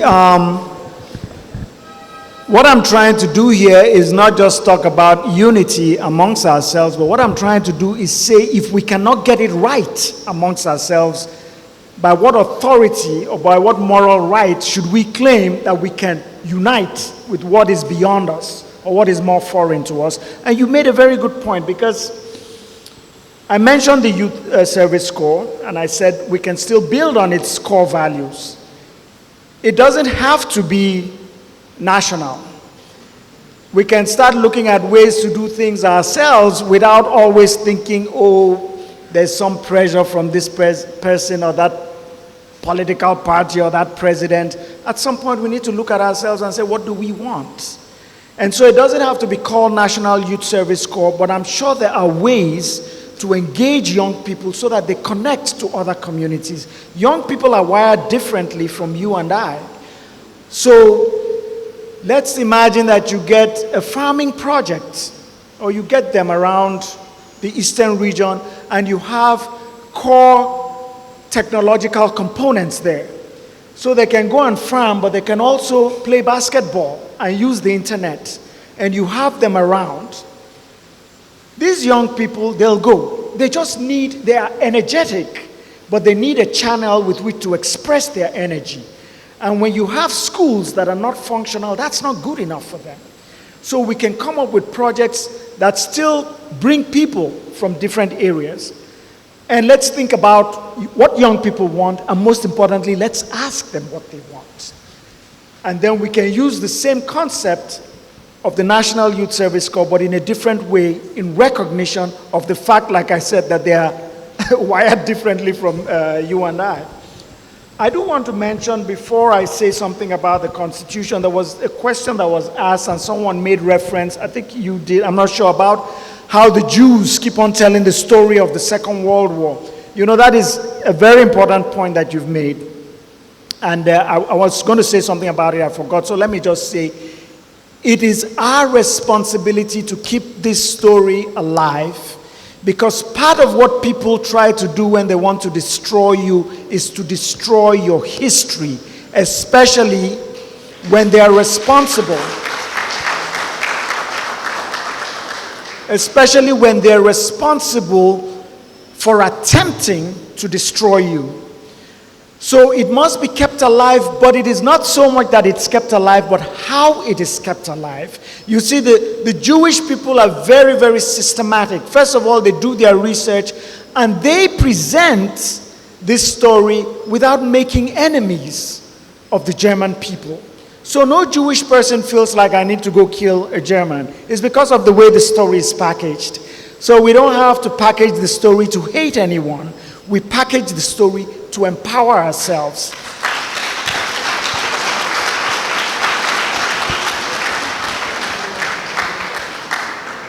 And that is why you can't do anything to any Jewish person today and walk free. Even if the United Nations says, oh, that's it, the Jewish people, they continue to remind themselves, this is what happened to us, never again. And to this day, the Jewish people are looking for Nazi criminals. It's just that most of them are dead. But if they find any, the person can be in Iceland or right here in Enugu. They will look for the person. He might be 200 years old. They will take the person back to Israel, try the person, kill the person, burn the person, and then take the person's ashes outside their territorial waters and dump it there. I'm not saying we should do that, but I'm just saying. As far as constitutions, sir, you read something in my father's statement. It said that the future, that's right. How did he say it? He said, in future, the basis of the country or something shall be decided by a constitution of the people. Yeah, but from everybody. From everybody, that's what he said, yes. So that's the first problem. You see, there's so many things we're battling with. We should remember that even the name Africa was given to us by foreigners. Most of our nations were artificially created, not by people who cared for us. But it doesn't mean we're defeated, doesn't mean we can't do anything about it. But we need to revisit and revise so many things, including the constitutions they left for us. But we can't do that if the constitution is slanted and if there isn't comprehensive representation. And if there isn't comprehensive representation, you have a right to reject it. If you are not fully represented or if it's cheating you. I may sound like I'm being radical, but I don't think so. I just think I'm saying what any human being who wants good things for themselves and their community should be saying. But it was, the reason why I asked is because my father actually made reference to it. But he made reference to it on the basis that it should be done comprehensively with participation from everybody. Now, how can that be achieved? We also need to probably revisit what we consider democracy. We keep talking about democracy as representation. You bring someone from this state. Maybe it would be better if democracy involved representation from people in different professional groups. So if you bring teachers, they are representing teachers from everywhere. They're not just representing teachers from Uyo or from Ikorekpene or from Umuahia. I'm just throwing something out there. I'm not saying we should do it. But as long as we are operating on constitutions and boundaries that someone else enforced on us and thrust on us, we're going to make little progress. It has to be a radical decision, but we should be ready to do radical things. That's what Julius Nyerere did, and that's why today many of us, including his people, don't even know what his ethnic group was. Thank you very much. I'd like to read this. It came from the audience. He said, as a kid, I learned to mutter the national anthem right from nursery school, and coming of age, I begin to ponder on the significance. Could you deconstruct the fifth line of the first stanza that says, the labor of our heroes past, dash, dash, dash, dash. Who actually are our heroes past? Whose perspective are we subjected to? This is a question from the audience. Look, I'm usually the one that gives students assignments. This assignment is like giving me a poetry assignment. Look, instead of constantly seeking, and it's a valid question, and I'll try to answer it, but let me just say this first. Maybe it's better for me to consider the potential I have to be a hero rather than keep looking for heroes that are dead.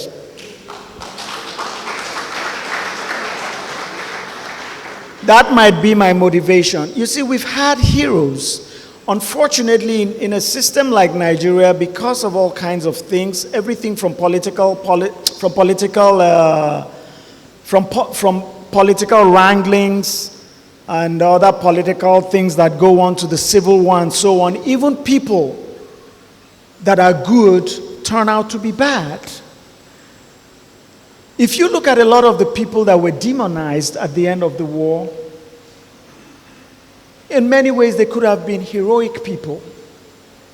There are many names we don't talk about. There was a man called Brigadier Njoku. Brigadier Njoku spent most of the war in jail. He was put in jail by General Ojukwu because of, it's a long story. But at the end of the war, looking back, I thought the federal side would come out and say, well, he disagreed with our enemy. we should make him a hero. But no, that wasn't their goal. Their goal was to demonize as much as possible people from a certain ethnic or regional territory, whatever you want to call it.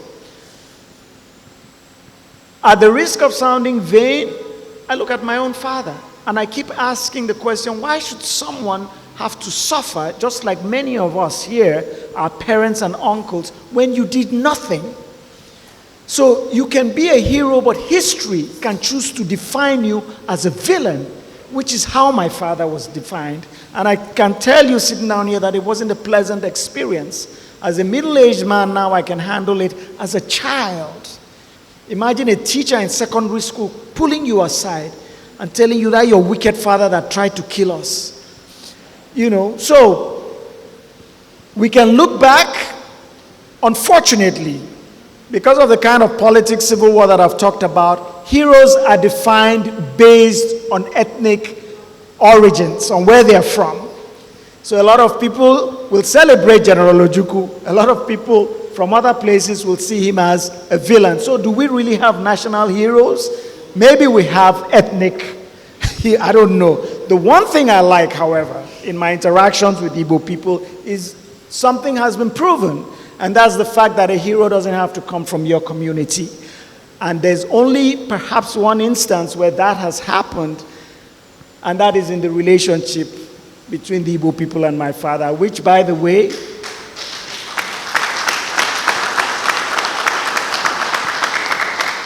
I remain eternally grateful for, and I want to let you know that my family sends their good wishes, and they're also eternally grateful for the respect and love that you continue to show him. So our leaders,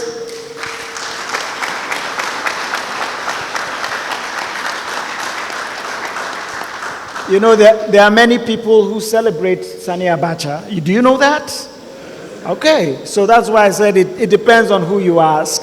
So if you go in the past, it might be difficult to find national heroes, maybe regional heroes, but consider the potential that you can be the hero that nobody else was. Thank you.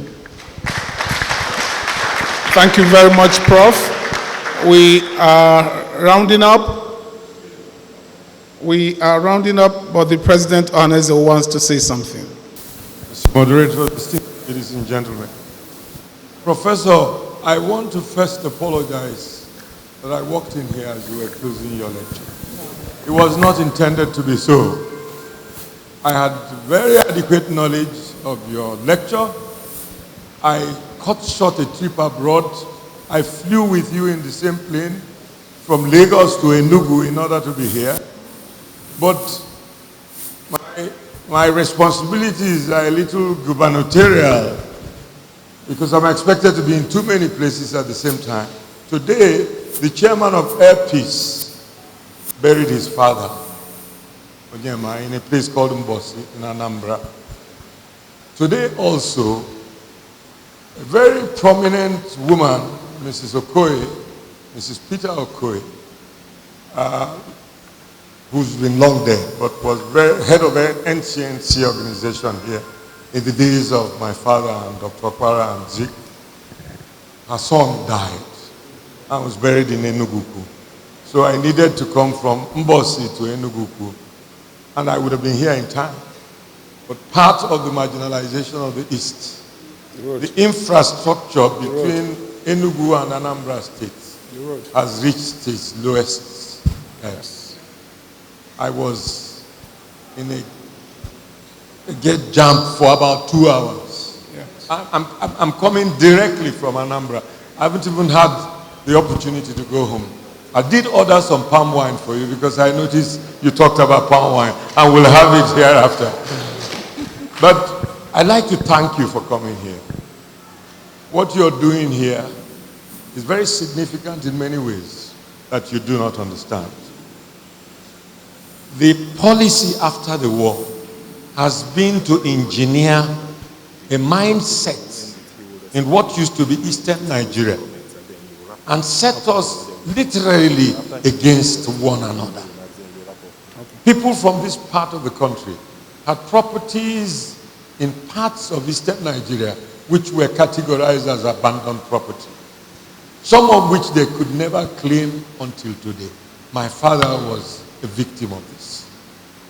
Now, imagine if you were in the shoes of my father as minister in Eastern Nigeria, who worked with very dynamic premier to start the first iron and steel project in the whole of Black Africa, to start the first cement factory ever built by a regional government here, to start Michelin tires, Critical Hope doors, and all that. And you made an investment that was done on the basis of a loan from Barclays Bank. And suddenly, because you're Igbo, you're denied your property in Port Harcourt. And somebody who is Attorney General lives there, forces you to sell it to him at a price that is not market value. This is the crisis of being defeated in war. But for someone like you, notwithstanding the stigma that your father had, some of which you have explained here, to continue to stand firm on the convictions of your father and to urge us to come back to what we were. You make people like me feel extremely elated. I went out of my way to campaign for an organization called the Southern and Middle Belt Leadership Forum. And that has become a very important pressure group in our country today. I am going to Akwa Ibom next weekend because they are celebrating Ibibio Day. And Governor Victor Atta is going to give a lecture. And I'm supposed to chairman the lecture. But more importantly, I'm also going to be giving a chieftaincy title by Ibibio people. And in their letter, as a recognition of what they call the foremost bridge builder between ethnic groups in Nigeria. Now, quite honestly, many of the questions you've been asked here come down to one thing. Unless we get back to the agreement of our forefathers on the particulars and terms of remaining one country, this country cannot survive. This is why we preach restructuring. And many people don't understand what restructuring is. It is just returning us to our old regional organization, where you have the sovereignty of your natural resources, where you have the sovereignty of your domestic security, where you have the sovereignty of the quality and type of civic and formal education that you give your children. Without it, this can be called a federation. In every political dictionary that I have looked at, there is no country that is a federal country that practices the kind of federation we practice in Nigeria. We are in name a Federal Republic of Nigeria, but in reality, a unitary government of Nigeria. I mean, can you imagine a president staying in Abuja and telling us, in spite of the land use decree, which has been inculcated into our so-called constitution, that he will establish farms everywhere in Nigeria and give people freedom to access your land without your permission and to build a new community and bring people from outside Nigeria who have the same ethnic consanguinity with them and occupy us. That will be over our dead bodies.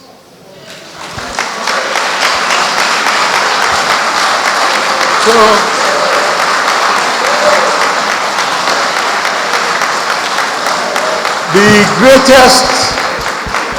the greatest challenge we have is what you have eloquently described today.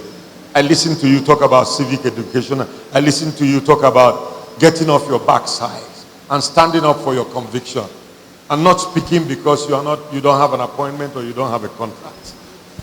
For the young people here, and I cannot thank the organizers of Nkata enough for what they do for our young people, who I see come here quite often whenever there is this discussion. For the young people, I want you to remember that Azikiwe, Okpara, Awolowo, Saduana, Mbonu Ojike, these leaders that were the foundations of our independence, they made their name in their 30s and their 40s. I often say to children that I go to talk to, When I was going to school in England, I lived very close to the Brigade of Guards in England, whose responsibility was to guard the Queen of England. They had a motto. Their motto was, "He who dares wins." You cannot score a point by hibernating the thought in your mind and doing nothing about it. In our country, we don't speak to power. And therefore, our politics has been militarized. They give us heads of states who are retired generals, or those who are propped up by generals. So the mentality is that we must give you instructions and you must take it. The culture for open discussion and exchange of ideas and questioning the basis of policy has died down. And our children now believe that it is not right to do so.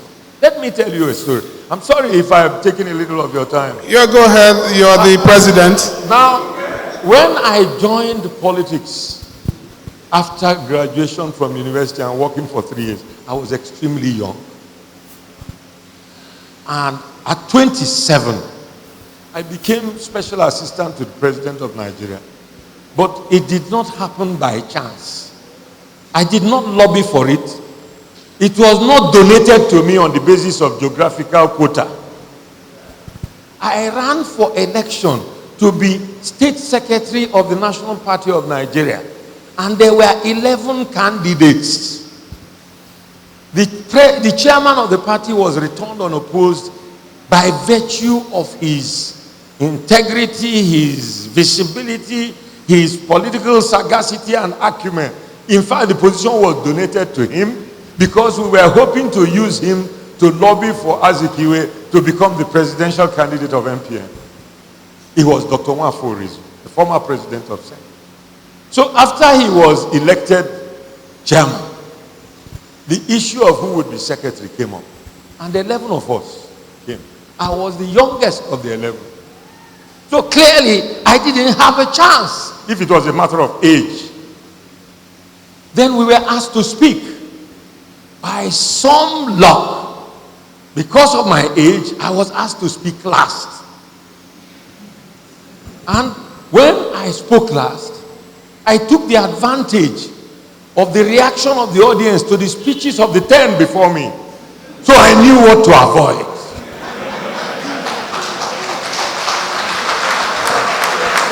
And by the time I finished speaking, the crowd, the electorate, we were speaking to the electorate, they were supposed to vote after our speeches. They began to chant in Igbo.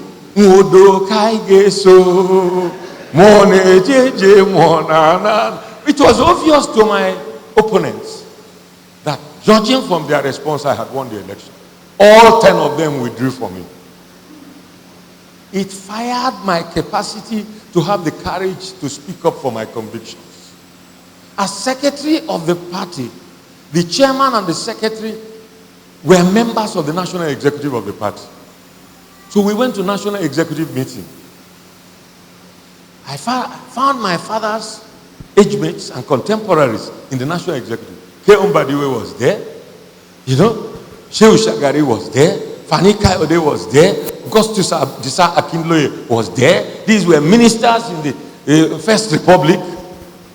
And I was overcome with awe and trepidation about speaking before people who were my father's colleagues. I listened to the contributions in the meeting. I found that they were going analog when they were supposed to go digital. And their views were not resonating with the aspirations of the young. And I was wondering, what am I really doing here? Is this the way this thing is done? I kept quiet respectfully the first time. I kept quiet the second time. On the third occasion, I saw again a decision going to be taken that was not going to enthuse the young people that I represent, and therefore was going to give our party the identity of the bourgeois, the conservative, and the retrogressive. So I was sitting behind because the big people stay in front. I raised my hand. The chairman didn't care about it. I came to the middle and found a vacant seat. I raised, he didn't care. One of the people sitting in the third row went to urinate. I went to his seat. And I made an eye-to-eye contact with Chief Akinloye. And I raised my hand. As soon as my eye contact was saying, the man looked away again, and I shouted. So young people have no right of contribution in this meeting. I have attended 3 meetings and I have not been allowed to speak. I have raised my hand several times today and I have not been allowed to speak. If you threw a pin there, you will hear the sound. They all turned to look at me. Who is this young man?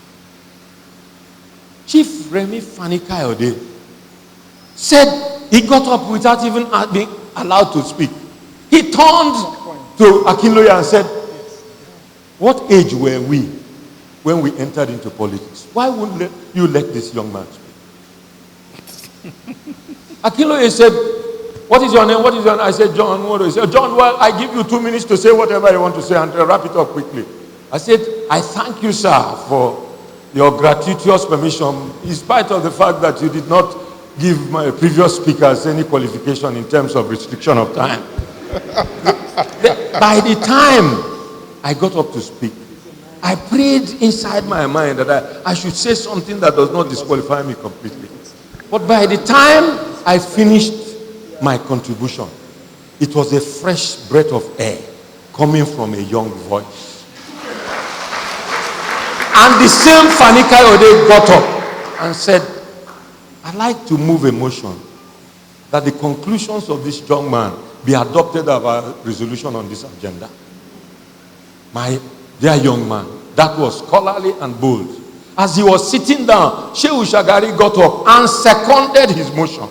I never met Shehu Shagari in my life. Thereafter, whenever a committee was going to be set up, the chairman would say, where are the young people? You are the young people, Modo, you become Secretary of Constitution and Manifesto Drafting Committee. And I became Secretary of Constitution and Manifesto Drafting Committee. And guess who was chairman? Shehu Shagari. And we met in Solomon Close in the official guest house of Peugeot Automobile, which he was chairman of. And I used to carry an imperial typewriter. I typed the resolutions of the meeting at the end of every meeting, leave a copy with him.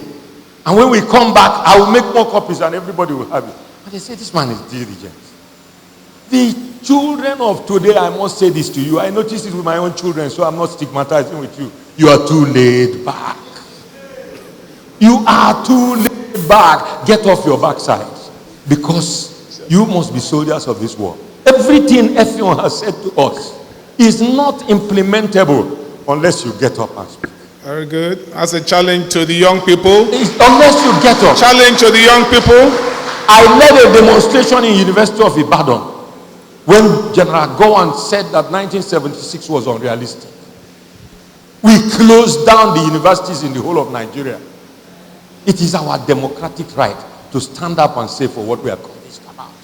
Stop writing in the papers, what did Wodo say, what did Wodo do, what did this, that. Get up and walk through the streets of Enugu and tell them, nobody shall die here. Thank you very much. Thank you very much. It's a wonderful challenge to young people. Wonderful challenge to the young people. And do not forget that the speaker had challenged you earlier, and he has said, design an app. Young people of the South, Southeast, and of Southern Nigeria, design an app that reinvents us, that breaks down boundaries, that allows us and makes us talk to each other again and understand each other. I'm going to request him to round up, and then we will bring this occasion to a close. Very much. I appreciate the opportunity to dialogue with you. I was a little nervous at first, but you made me feel at home, so I eventually calmed down. So thank you very much. I didn't come because I have the answers to everything.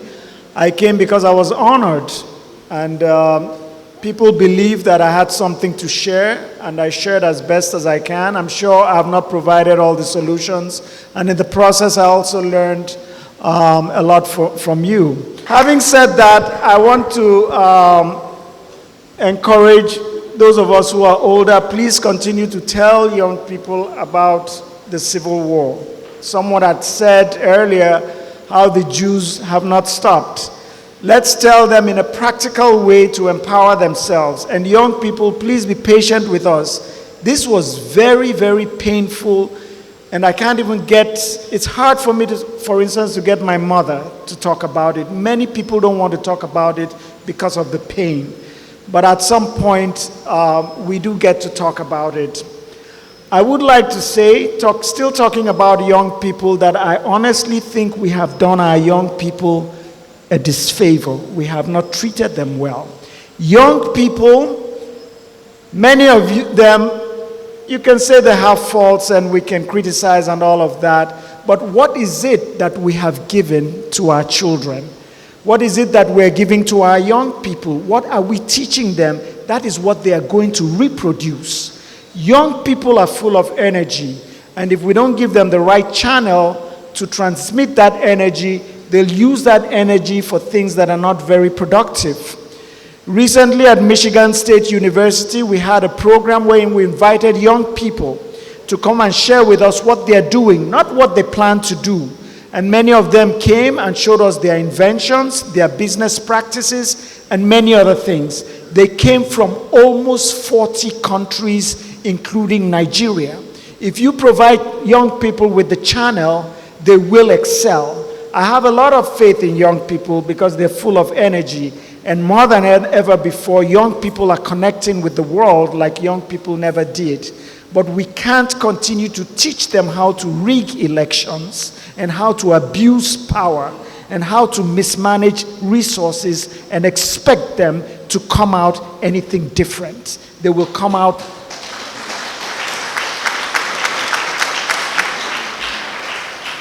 So let's feed them with the right protein and they'll turn out healthy. If we feed them with the wrong thing, they'll come out sick. Let me end on this note by referring to women as well. We have done our women a disfavor, especially in relation to the war. The women, without the women, Biafra would not have survived as long as it did.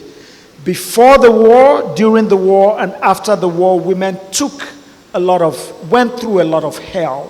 For those who lost their husbands and their children, in Asaba, a lot of women ended up being raped after their men and boys were massacred. A lot of them were forced to marry federal soldiers, quote unquote marry. And when we talk of Afia attack during the war, we have women that walked up to 30 miles just to get a piece of yam or some salt for their families. We can't continue to ignore women when we talk about this narrative, and I think that's what we've done. It's not fair.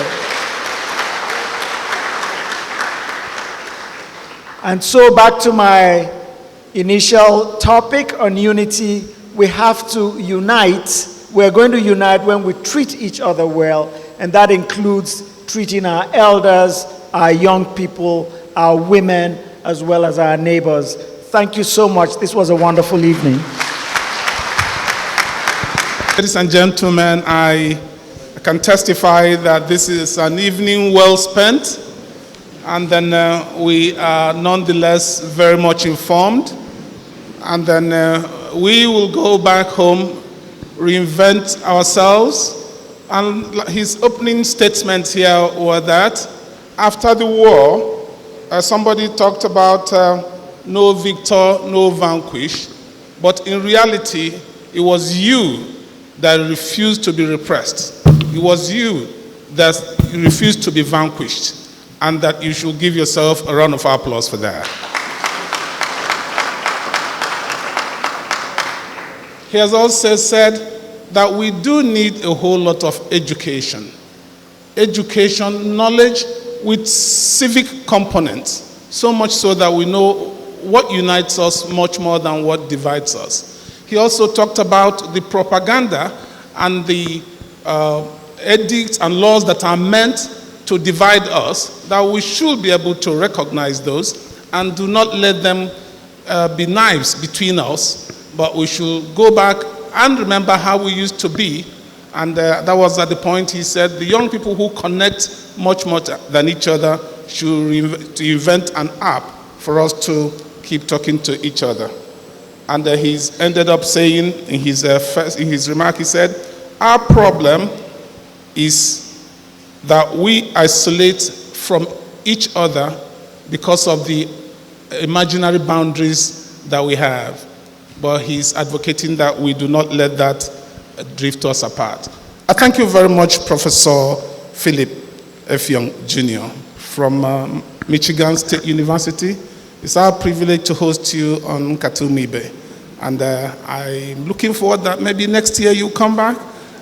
Otherwise, this whole house are very grateful for you for finding the time to come, and that they're able to sit under one roof with the son of the second president of Biafra. Thank you very much.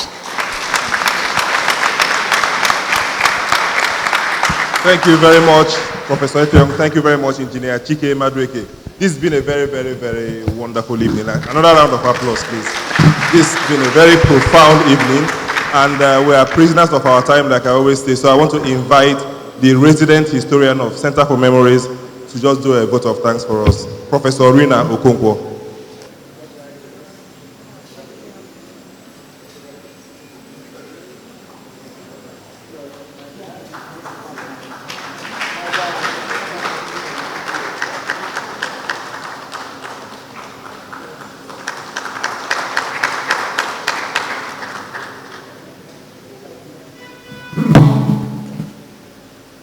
I am overwhelmed by this lecture. I was so moved, I almost cried. I really felt you spoke from the heart, and we can't beat that. It's just so moving to hear somebody so genuine and speaking his real feelings. It was a very, very moving lecture, and I feel we got a good audience. Standing room. So we thank you so much. We don't meet people like you often. And it shows you with all the hardship, you turned out so well.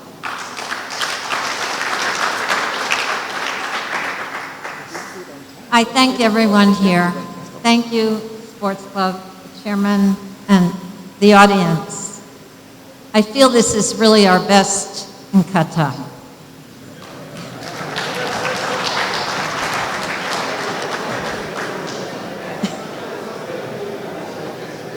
You're laughing at my Igbo. I want to make an appeal. We're getting ready for a new exhibit on Biafra. We're going to mark the 50th anniversary of the fall of Biafra in January. And we got funds from Ford Foundation for this exhibit. But we need support from everyone. We need people to talk to our interviewees. We need artifacts. They want us to really collect things about Biafra before they're lost and interview people while they're still alive. So I'm appealing to everybody here. If they can loan us things for this exhibit, we will take good care of them, we'll return them. I think our speaker has shown us how important this is. I think he supports it. And I would hope that somebody in this audience is going to help. Thank you very much.